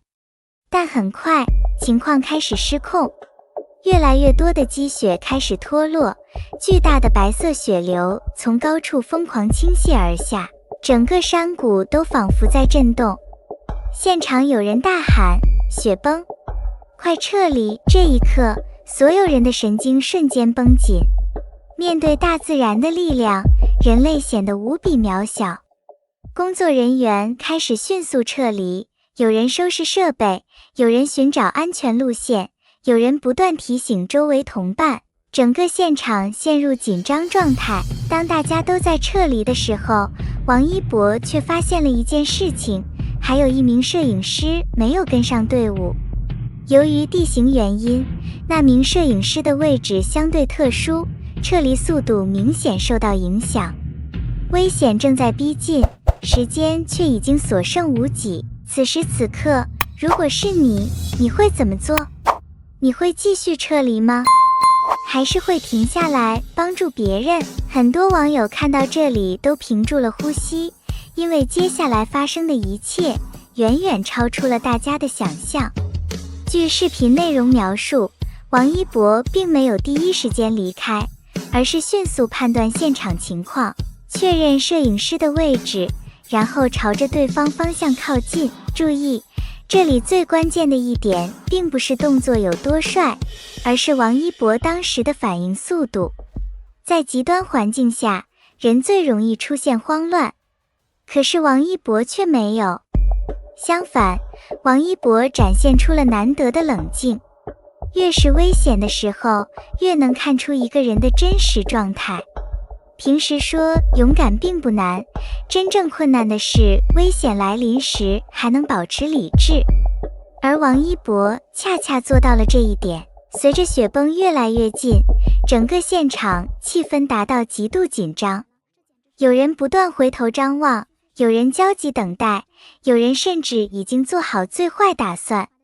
因为没有人知道下一秒会发生什么。而就在这个关键时刻，王一博终于接近了摄影师，两人开始快速向安全区域移动。风越来越大，雪越来越急，整个画面让人看得心跳加速。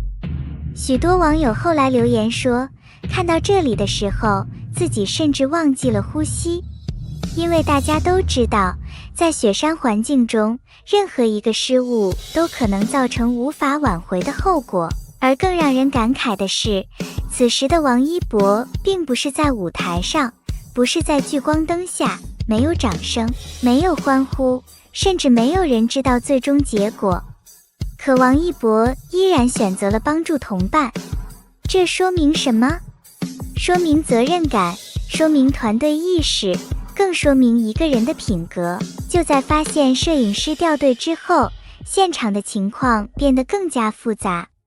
根据视频画面的描述，当时并不是只有摄影师一个人陷入危险。由于雪崩来得太突然，不少工作人员都出现了短暂慌乱。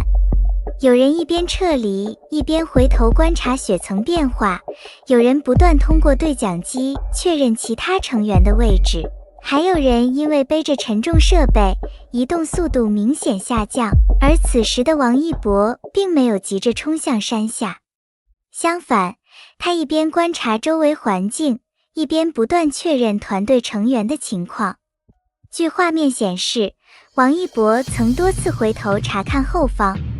当发现有人距离安全区域较远的时候，王一博还主动挥手示意大家调整撤离方向。有工作人员后来表示，当时现场风雪很大，很多声音根本听不清，大家只能依靠手势和经验判断危险位置，而王一博始终保持着清醒状态。就在撤离过程中，第二个险情再次出现。一名工作人员因为脚下积雪突然塌陷，身体瞬间失去平衡。虽然没有直接跌落山坡，但整个人已经陷进积雪之中。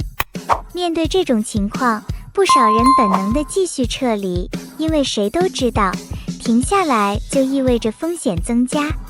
可是王一博却第一时间发现了异常。据视频描述，王一博立刻停下脚步，向对方大声提醒保持冷静，随后协助周围人员一起将对方从积雪中拉出来。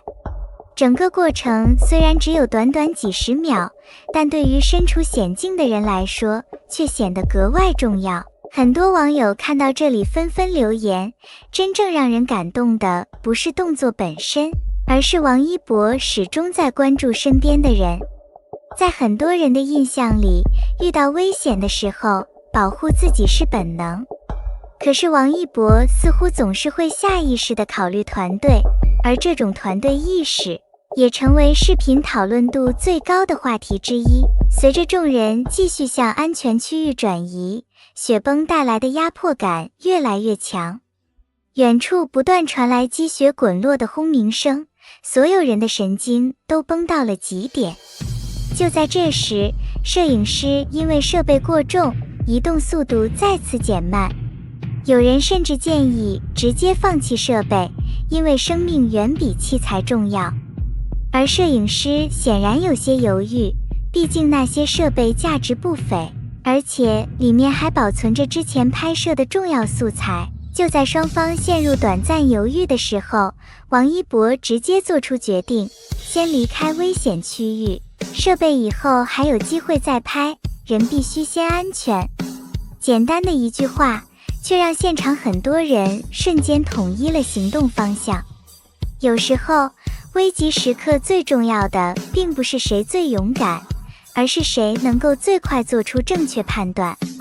而王一博恰恰展现出了这种能力。不少网友后来也表示，从这里能够看出来，王一博在面对突发情况时，并没有被情绪左右，而是始终保持理性思考。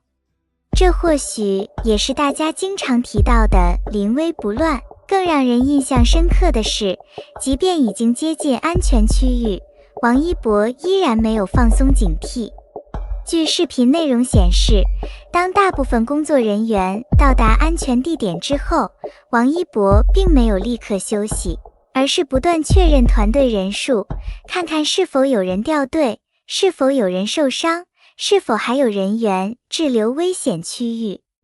直到确认所有成员基本安全之后，王一博才终于松了一口气。这一幕虽然没有惊险动作，却让很多观众感到震撼，因为这说明王一博考虑的并不仅仅是自己，而是整个团队。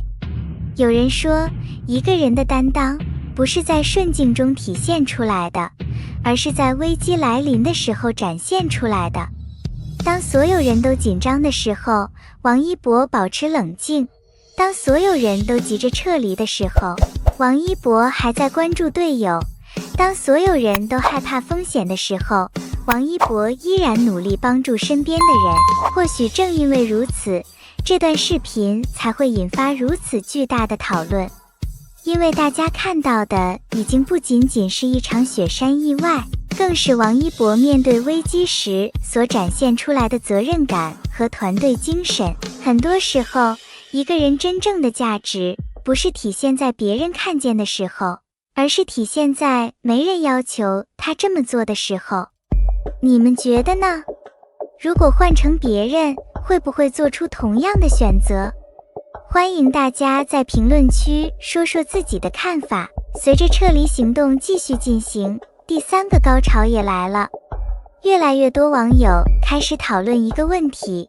为什么王一博总能在关键时刻展现出强大的心理素质？其实仔细观察王一博这些年的经历，答案并不难发现。从练习生时期开始，王一博经历过无数挑战，承受过质疑，经历过失败，也面对过压力。后来进入影视圈，进入赛车领域，进入更多全新赛道，王一博一直在不断挑战自己。正因为经历过无数高压环境，所以当真正的危险来临时，王一博反而能够保持冷静。很多人觉得勇敢是天生的，其实并不是。真正的勇敢往往来自长期积累的自信和能力。因为见过风浪，所以不会轻易慌张；因为经历过考验，所以能够稳定判断。而这或许也是王一博身上最值得学习的地方。终于，故事迎来了最紧张的时刻，雪崩已经逼近，现场所有人都把目光集中到了王一博和摄影师身上。两人距离安全区域越来越近，所有人的心都提到了嗓子眼。这一刻，时间仿佛变慢了，每一步都显得格外漫长，每一秒都让人感到煎熬。随后，两人终于成功抵达相对安全的位置，现场顿时响起欢呼声，工作人员长长松了一口气，许多人悬着的心终于放了下来。而这也成为整个故事最高潮的部分。面对危险，王一博没有选择逃避；面对压力，王一博没有选择慌乱；面对责任，王一博没有选择旁观。正因为如此，这一幕才会让无数观众感到震撼。不过故事到这里并没有结束，因为真正值得思考的地方其实还在后面。很多网友把焦点放在王一博帮助摄影师这件事上，但事实上，整个事件更重要的启示来自另一个方面，那就是敬畏自然。雪山很美，极限运动很酷，滑雪画面也非常震撼，但所有专业人士都知道，自然永远比人类更强大。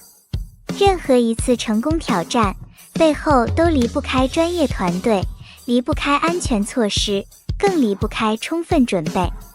而王一博能够保持冷静，也正是因为长期接受专业训练，拥有风险意识，懂得团队协作的重要性。事实上，真正成熟的人从来不会盲目冒险，真正专业的人也从来不会轻视危险。他们尊重规则，尊重自然，尊重生命。而这也是王一博一直以来展现出来的态度。回顾整个故事，我们会发现，最打动人的并不是惊险画面本身，而是王一博面对危机时表现出来的品质。冷静、果断、负责、有担当，这些品质或许比任何光环都更加珍贵。因为一个人真正的魅力，从来不只是外表，也不只是成绩，而是在关键时刻能够承担责任，能够守护身边的人，能够在困难面前坚持正确的选择。这也是为什么越来越多人愿意支持王一博，因为大家看到的不只是一个明星，更是一个不断成长、不断挑战自我、不断突破极限的人。无论是在舞台上，还是在赛场上，又或者是在充满未知的雪山之中，王一博始终保持着认真和专注，也始终保持着对梦想的热爱。最后想问问大家，如果你身处同样的危险环境，你会如何选择？你认为王一博身上最让你欣赏的品质是什么？欢迎在评论区留下你的答案。如果你喜欢今天的视频，别忘了点赞、转发、订阅黎春正。你们的支持就是我们持续更新最大的动力。关注黎春正，带你了解更多关于王一博的精彩故事。王一博演唱会官宣，门票秒空，粉丝熬夜抢票太拼了。大家好，欢迎来到黎春正。你见过一场演唱会还没正式开售就已经让无数人提前设好闹钟吗？你见过凌晨2点、3点还有无数粉丝守在手机和电脑前只为了抢到一张门票吗？你见过开票仅几秒钟，整个售票页面直接显示售罄，让无数网友直呼根本抢不到吗？而这一切竟然都发生在同一个人的身上，他就是王一博。最近，一则消息迅速席卷网络，王一博演唱会正式官宣。消息刚刚公布，社交平台瞬间沸腾，无数粉丝奔走相告，评论区被疯狂刷屏，相关话题阅读量不断飙升，甚至很多原本并不关注演唱会的人也被这股热度吸引了过来。然而，最让人震惊的事情还在后面。当演唱会门票正式开售的时候，短短几秒钟时间，门票全部售空。没错，不是几分钟，不是几个小时，而是秒空。很多粉丝甚至还没来得及输入验证码，页面就已经显示售罄。不少网友看着手机屏幕，一脸茫然。我是谁？我在哪？票呢？而评论区更是瞬间变成大型吐槽现场。有人表示自己提前1个小时守着，结果还是失败。有人准备了好几个设备同时抢票，最后依然空手而归。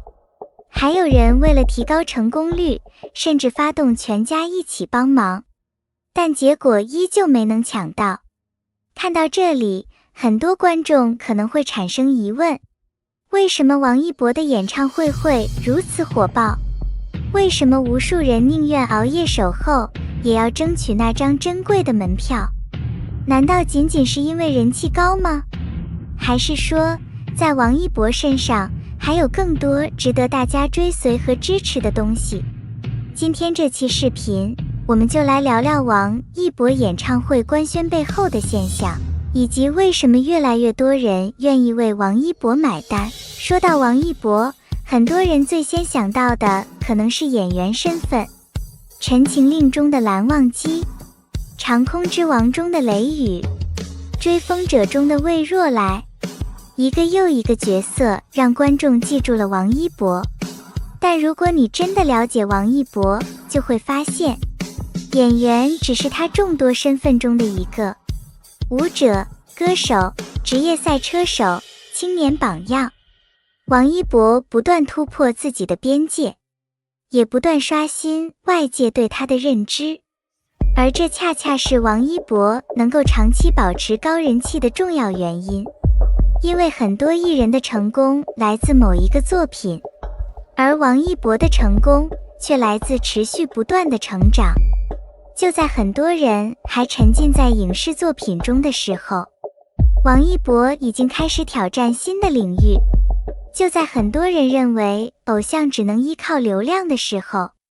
王一博却一次次用实力证明自己。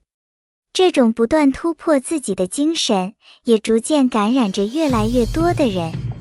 而随着演唱会消息正式公布，第一波高潮很快到来，大量粉丝开始疯狂讨论。大家最关心的问题只有一个：抢得到票吗？看似简单的4个字，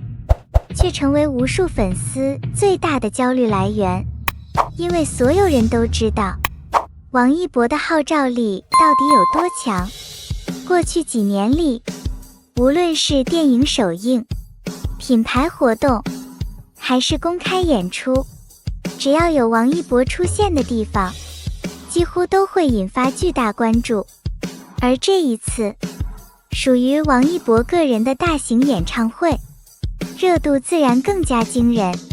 许多粉丝提前研究抢票攻略，有人专门升级网络设备，有人请假守候开票时间，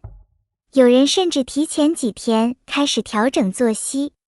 只为了在开票那一刻保持最佳状态。看到这里，大家有没有想过一个问题？究竟是什么样的艺人，能够让粉丝如此拼尽全力？如果只是单纯依靠颜值，这种热情真的能够持续这么多年吗？答案显然是否定的。真正支撑这一切的，是王一博多年来积累下来的作品和口碑。因为粉丝愿意为偶像花时间，但前提是偶像值得，而王一博恰恰让无数人觉得值得。随着讨论不断发酵，越来越多路人开始加入话题。他们发现一个有趣的现象，很多抢票的人其实并不是传统意义上的追星族，有人是因为喜欢王一博演的角色，有人是因为欣赏王一博跳舞，有人是因为赛车比赛认识王一博，还有人单纯被王一博的奋斗经历所打动。这些来自不同圈层的人，因为同一个名字聚集在一起，而这个名字正是王一博，一个能够跨越不同领域吸引观众的人，往往比单纯拥有流量更加难得，因为这意味着他的影响力已经超越某一个圈层，甚至超越某一种身份。而此时此刻，关于王一博演唱会的话题仍在持续升温，越来越多的人开始期待这场被无数人追捧的演唱会究竟会带来怎样的惊喜，王一博又会用怎样的舞台表现回馈大家的期待。如果你是王一博的粉丝，你最想在演唱会上听到哪首歌？如果你抢到了门票，你最期待看到怎样的舞台设计？尊敬的各位观众朋友们，在关注王一博演唱会最新消息的同时，如果大家想支持本频道的发展，也欢迎查看我们精心挑选的优质商品。所有商品链接都已经放在视频简介区，同时也置顶在评论区第一条评论中，大家可以根据自己的需求自行选购。您的每一次支持都是我们持续创作优质内容的动力。未来我们也会为大家带来更多关于王一博以及娱乐圈最新、最热门的话题与资讯。感兴趣的朋友不妨点击链接了解一下，说不定就能找到适合自己的好物。衷心感谢每一位观众朋友一直以来的支持与陪伴，祝大家生活愉快，万事顺心。就在无数网友还在讨论抢票难度的时候，新的话题再次冲上热搜，王一博演唱会为什么这么难抢？表面上看，这是一个关于门票的问题，但深入分析之后就会发现，这其实是关于影响力的问题。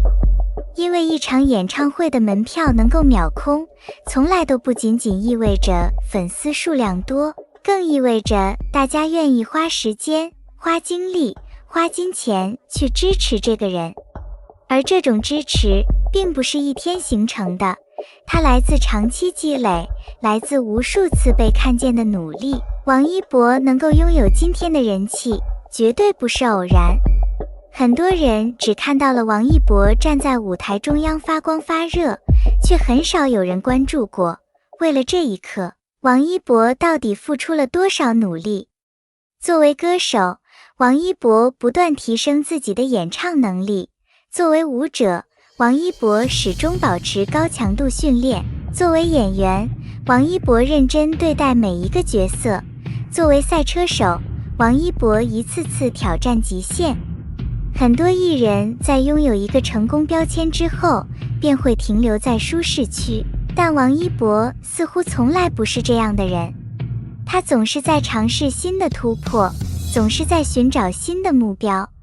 也正因为如此，越来越多的人开始相信，王一博今天获得的一切都是靠自己一步一步走出来的。而随着演唱会日期逐渐临近，第三个高潮正式到来。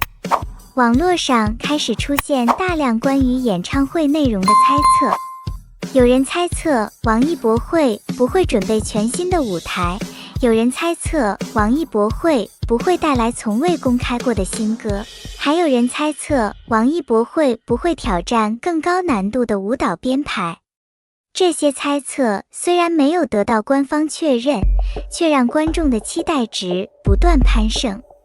因为大家都知道，王一博是一个不愿意重复自己的人，每一次出现，总想给观众带来新的惊喜。还记得过去的舞台吗？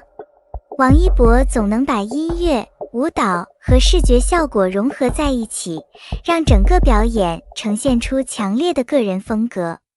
那种专注投入的状态，那种对细节近乎苛刻的要求，往往能够给观众留下深刻印象。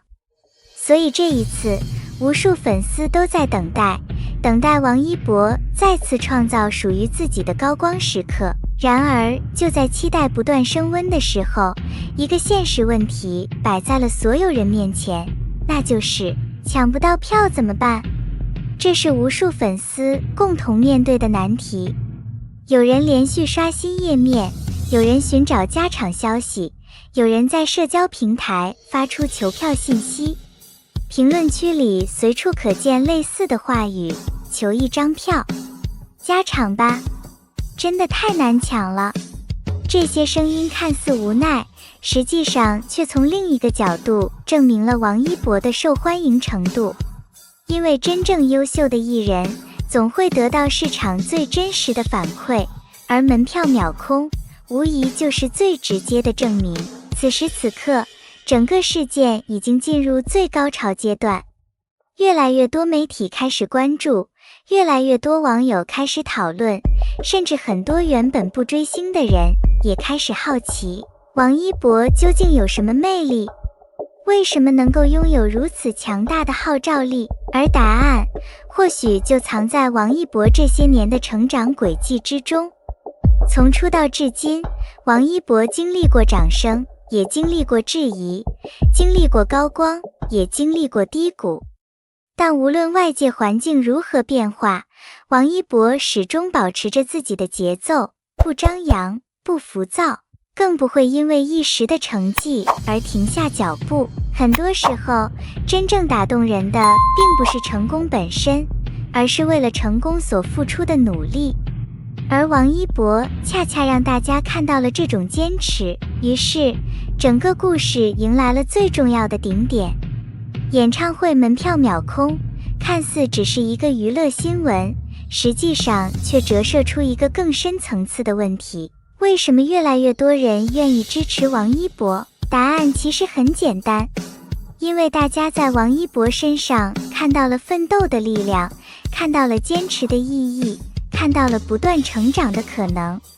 在这个快节奏的时代，很多人希望快速成功，希望一夜成名，希望立刻获得掌声。但王一博的经历却告诉大家，真正长久的成功永远来自持续不断的努力。没有人能够随随便便站在聚光灯下，也没有人能够毫无付出获得掌声。每一次掌声背后都有无数次练习，每一次成功背后都有无数次坚持。而这正是王一博最值得大家学习的地方。故事发展到这里，似乎已经有了答案，但新的思考又出现了。对于王一博来说，演唱会真的只是一次表演吗？显然不是。对于很多粉丝而言，这更像是一场久别重逢。有人陪伴王一博走过1年，有人陪伴王一博走过3年，甚至有人陪伴王一博走过5年。10年，大家见证了王一博一步步成长，也见证了王一博不断突破自己。所以当演唱会到来的时候，大家期待的不仅仅是歌曲，更是一种情感共鸣，是一种共同成长的见证。而这也成为整个事件最温暖的部分。因为真正优秀的偶像从来不是高高在上的存在，而是能够给人带来力量的人，能够让人在迷茫时坚持下去，能够让人在低谷时重新振作，能够让人在面对困难时拥有继续前进的勇气。而在很多粉丝眼中，王一博正是这样的人。所以即使抢票失败，即使遗憾错过，大家依然愿意继续支持王一博，因为他们支持的不只是一个明星，更是一种积极向上的精神。回顾整个事件，从演唱会官宣到门票秒空，从粉丝熬夜抢票到全网热议不断，这一切都证明了一件事，那就是王一博依然拥有极强的影响力和号召力。而这种影响力并非来自短暂的话题热度，而是来自长期积累的作品，来自持续不断的努力，来自一次又一次用实力赢得认可。或许未来还会有更多挑战等待着王一博，还会有更多新的舞台等待着王一博。但相信无论走到哪里，王一博都会继续保持初心，继续挑战自己，继续创造新的精彩。这也是为什么越来越多人相信王一博未来还有无限可能。最后想问大家一个问题，如果你成功抢到了王一博演唱会门票，你最期待看到什么节目？是燃炸全场的舞蹈表演，还是充满故事感的经典歌曲，又或者是王一博与粉丝之间最真诚的互动时刻？欢迎在评论开始。关于王一博的2个消息却迅速引发了不少网友的关注，一个来自国际舞台，一个来自国产影视剧市场。表面上看，这似乎是2件毫无关联的事情，但当人们把它们放在一起的时候，却发现了一个有趣的现象。王一博发起的纪录片《探索心境》连续2年获得国际权威奖项泰利奖，与此同时，由他主演的电视剧《追风者》完成了全国各大电视台第185轮重播，创造了国产剧新的重播记录。一个代表专业认可，一个代表观众认可，2个成绩几乎在同一时间传来，让很多人再次把目光聚焦到了王一博身上。而更令人好奇的是，这些成绩的出现并不是依靠一部突然爆火的新作品，也不是因为某个轰动全网的话题，而是在大家都以为王一博已经越来越低调的时候悄悄发生的。于是越来越多人开始思考一个问题，这些年王一博究竟发生了什么变化？为什么当很多艺人还在努力维持热度的时候，他却能够一次又一次用作品获得认可？今天我们就来聊聊这个话题。说起王一博，很多人的第一印象或许还是流量、热搜、粉丝、商业价值。毕竟在过去几年时间里，他一直都是娱乐圈最受关注的年轻艺人之一。无论是影视作品，还是时尚资源，又或者品牌合作，都拥有极高的话题度。然而，如果仔细观察近2年的发展轨迹，你会发现王一博似乎正在慢慢摆脱大家对他的固有印象。过去提到王一博，很多人会首先想到流量明星，而现在越来越多人开始提到另外几个词：演员、探索者、纪录片发起人，甚至是长期主义者。这种变化并不是突然发生的，而是经过了很长时间的积累。而6月初传来的这2个消息，恰恰成为了这种变化最直接的证明。首先来看探索心境，对于很多观众来说，这或许并不是一档传统意义上的热门综艺，没有搞笑游戏，没有明星之间的互动，也没有刻意制造的话题和冲突。它更像是一场真实的探索，一场关于自然、关于挑战、关于成长的记录。节目播出之后，不少观众都注意到一个细节，那就是王一博在节目中的状态和大家平时看到的完全不同，没有舞台上的光环，没有角色的包装，甚至没有太多华丽的镜头，有的只是一个不断挑战自己的普通人，穿越荒漠，翻越高山，深入雨林，面对各种未知环境。这些内容看起来或许没有娱乐节目那么热闹，但却拥有一种特别的力量，因为所有人都知道，这些经历是真实发生的，那些疲惫是真实的，那些困难是真实的，那些突破同样是真实的。也正因为如此，探索心境逐渐收获了越来越多专业人士的认可，而连续2年获得泰利奖，更是让这档节目走到了更多人的视野之中。要知道，泰利奖一直被称为美国电视界的重要奖项之一，每年都有来自世界各地的大量作品参与评选，能够获得奖项本身就不是一件容易的事情，更何况还是连续2年获奖。对于一档由艺人发起的原创纪实节目来说，这样的成绩无疑具有特殊意义。它不仅代表作品本身获得了认可，也意味着外界开始重新认识王一博。而就在纪录片获奖消息传出的前一天，另一则消息同样引发热议，那就是《追风者》完成了第185轮重播。很多年轻观众看到这个数字的时候，甚至感到有些不可思议，因为在如今这个更新速度极快的时代，一部电视剧播完之后，往往很快就会被新的作品取代，能够持续重播已经十分难得，而能够重播上百轮更是凤毛麟角。185轮这个数字背后代表的不仅仅是一项记录，更代表着观众长时间的认可。如果一部作品不够优秀，观众不会反复观看，电视台也不会持续安排播出。而《追风者》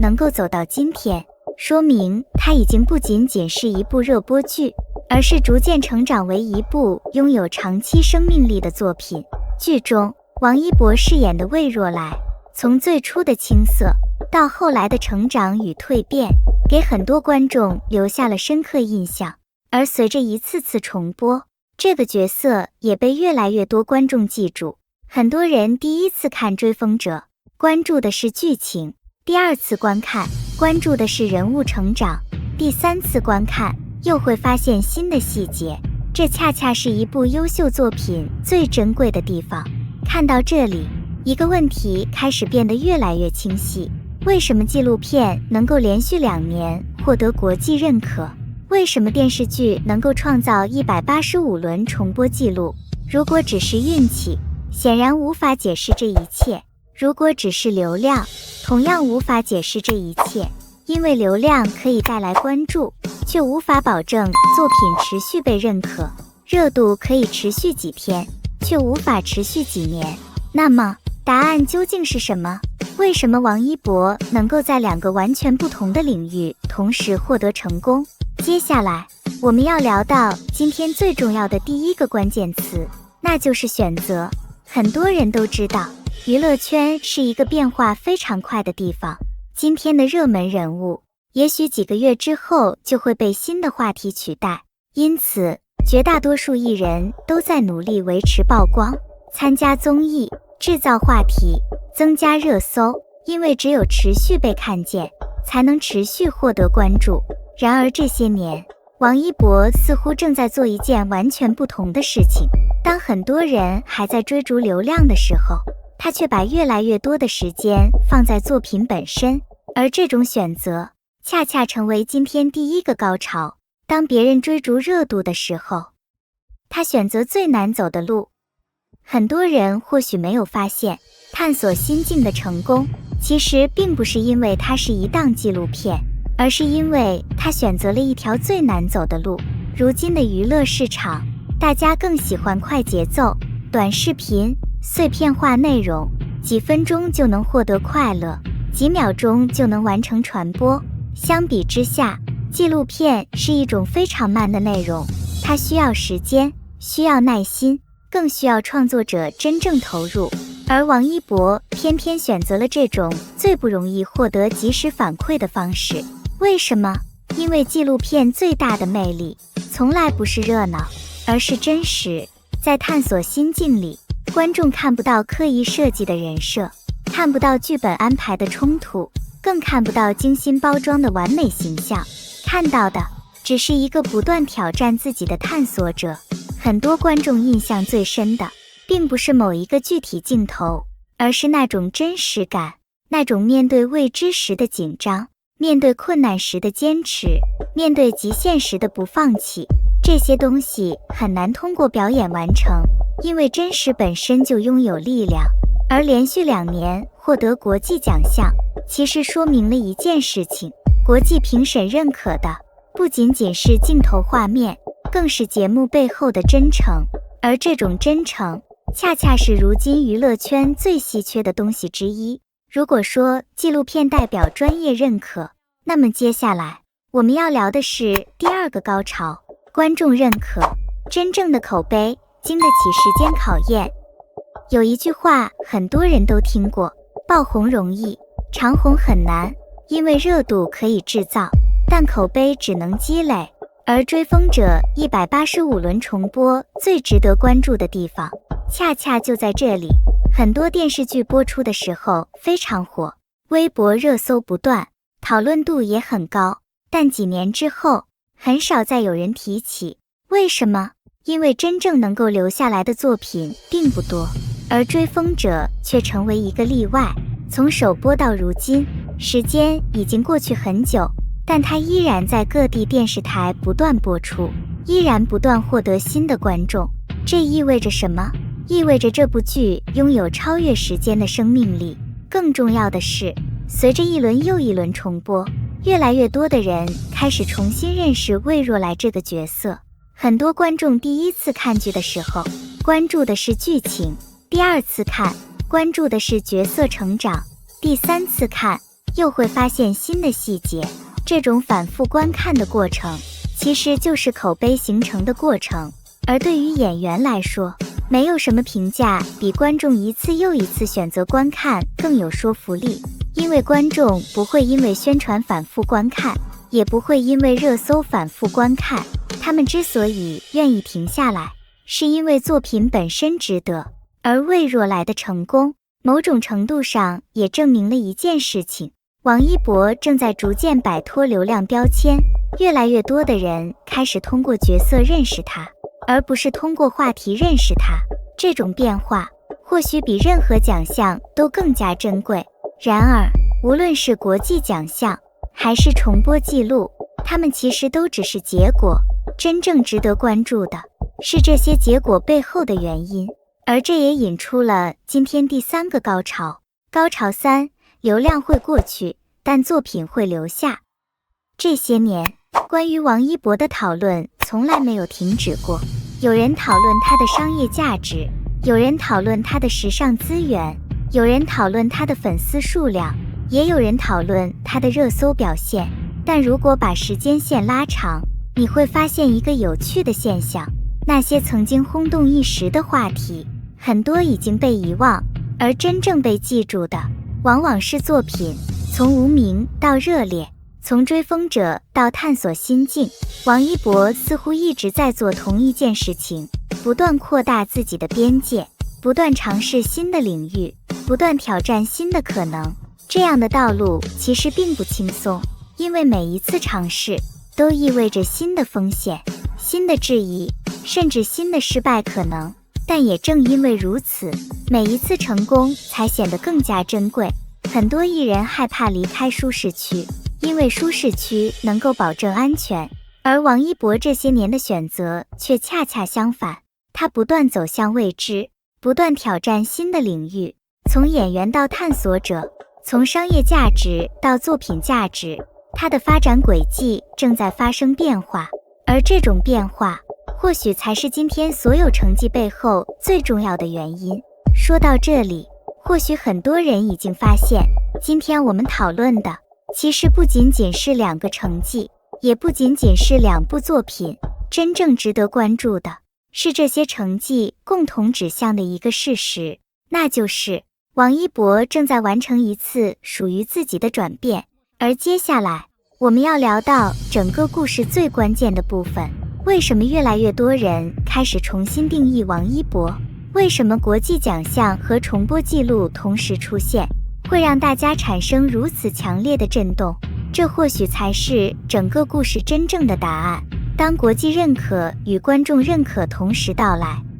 如果说一次获奖可能是偶然，一次成功也可能带有运气的成分，那么当国际奖项和市场成绩几乎同时出现的时候，事情或许就没有那么简单了。回顾6月初的这2则消息，一边是探索心境连续2年获得泰利奖，一边是追风者完成第185轮重播，两个成绩来自完全不同的领域，一个面对的是国际专业评审，一个面对的是最真实的普通观众。而最值得关注的是，他们给出的答案却惊人的一致，那就是认可。专业领域认可探索心境的制作水准，认可它所传递的人文价值，认可它对真实探索精神的表达，而观众则用一次又一次观看，一次又一次重播，表达着对追风者的喜爱。这2种认可远比任何热搜更加珍贵，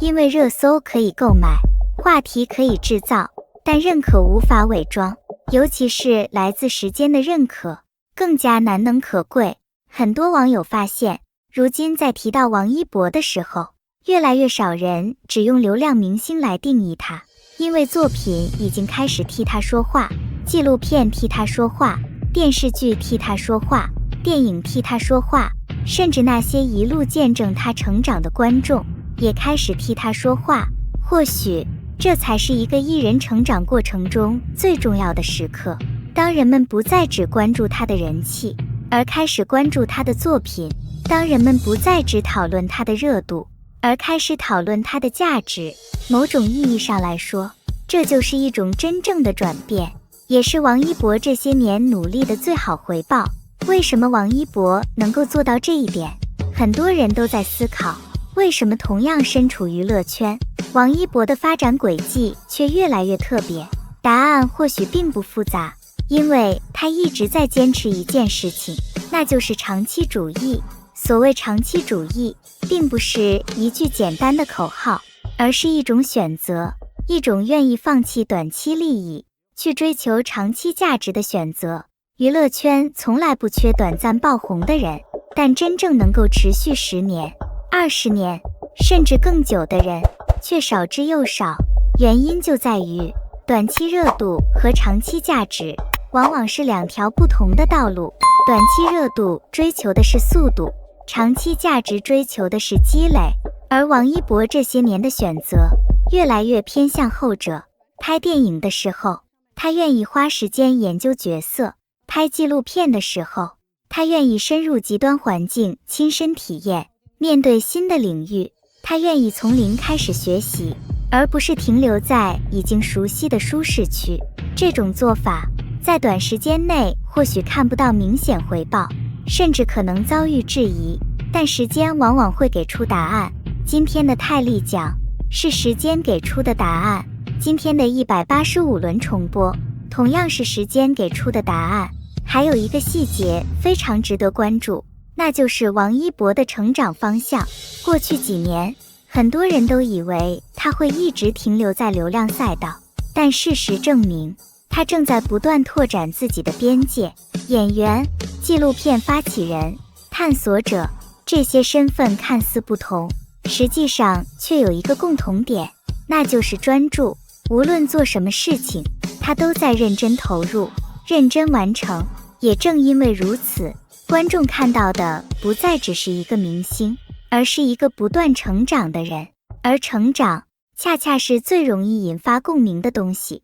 因为每个人都希望变得更好，每个人都希望突破自己。当观众看到一个人不断向前的时候，自然会产生认同感。这也是为什么越来越多人开始重新认识王一博的重要原因。新的开始或许才刚刚到来。回头看6月初传来的这2个消息，一个国际奖项，一个国产剧记录，看似只是2条新闻，但如果深入思考，它们其实共同讲述了同一个故事，那就是成长，从被质疑到被认可，从被关注到被尊重，从流量到实力。这条路并不轻松，但王一博似乎一直在坚定地走下去，而今天的成绩或许并不是终点，反而更像是新的起点。未来探索心境还会不会带来新的惊喜？王一博还会不会尝试新的领域？又会不会创造新的记录？这些问题或许只有时间能够回答，但可以确定的是，当一个人开始用作品证明自己的时候，他的故事往往才刚刚开始。那么问题来了，对于这次连续获得国际奖项以及追风者，创造185轮重播记录，你觉得哪一个成绩更让你感到惊喜？你认为如今的王一博最大的变化又是什么？欢迎把你的看法留在评论区，我们一起聊聊。如果喜欢本期内容，别忘了点赞、关注频道。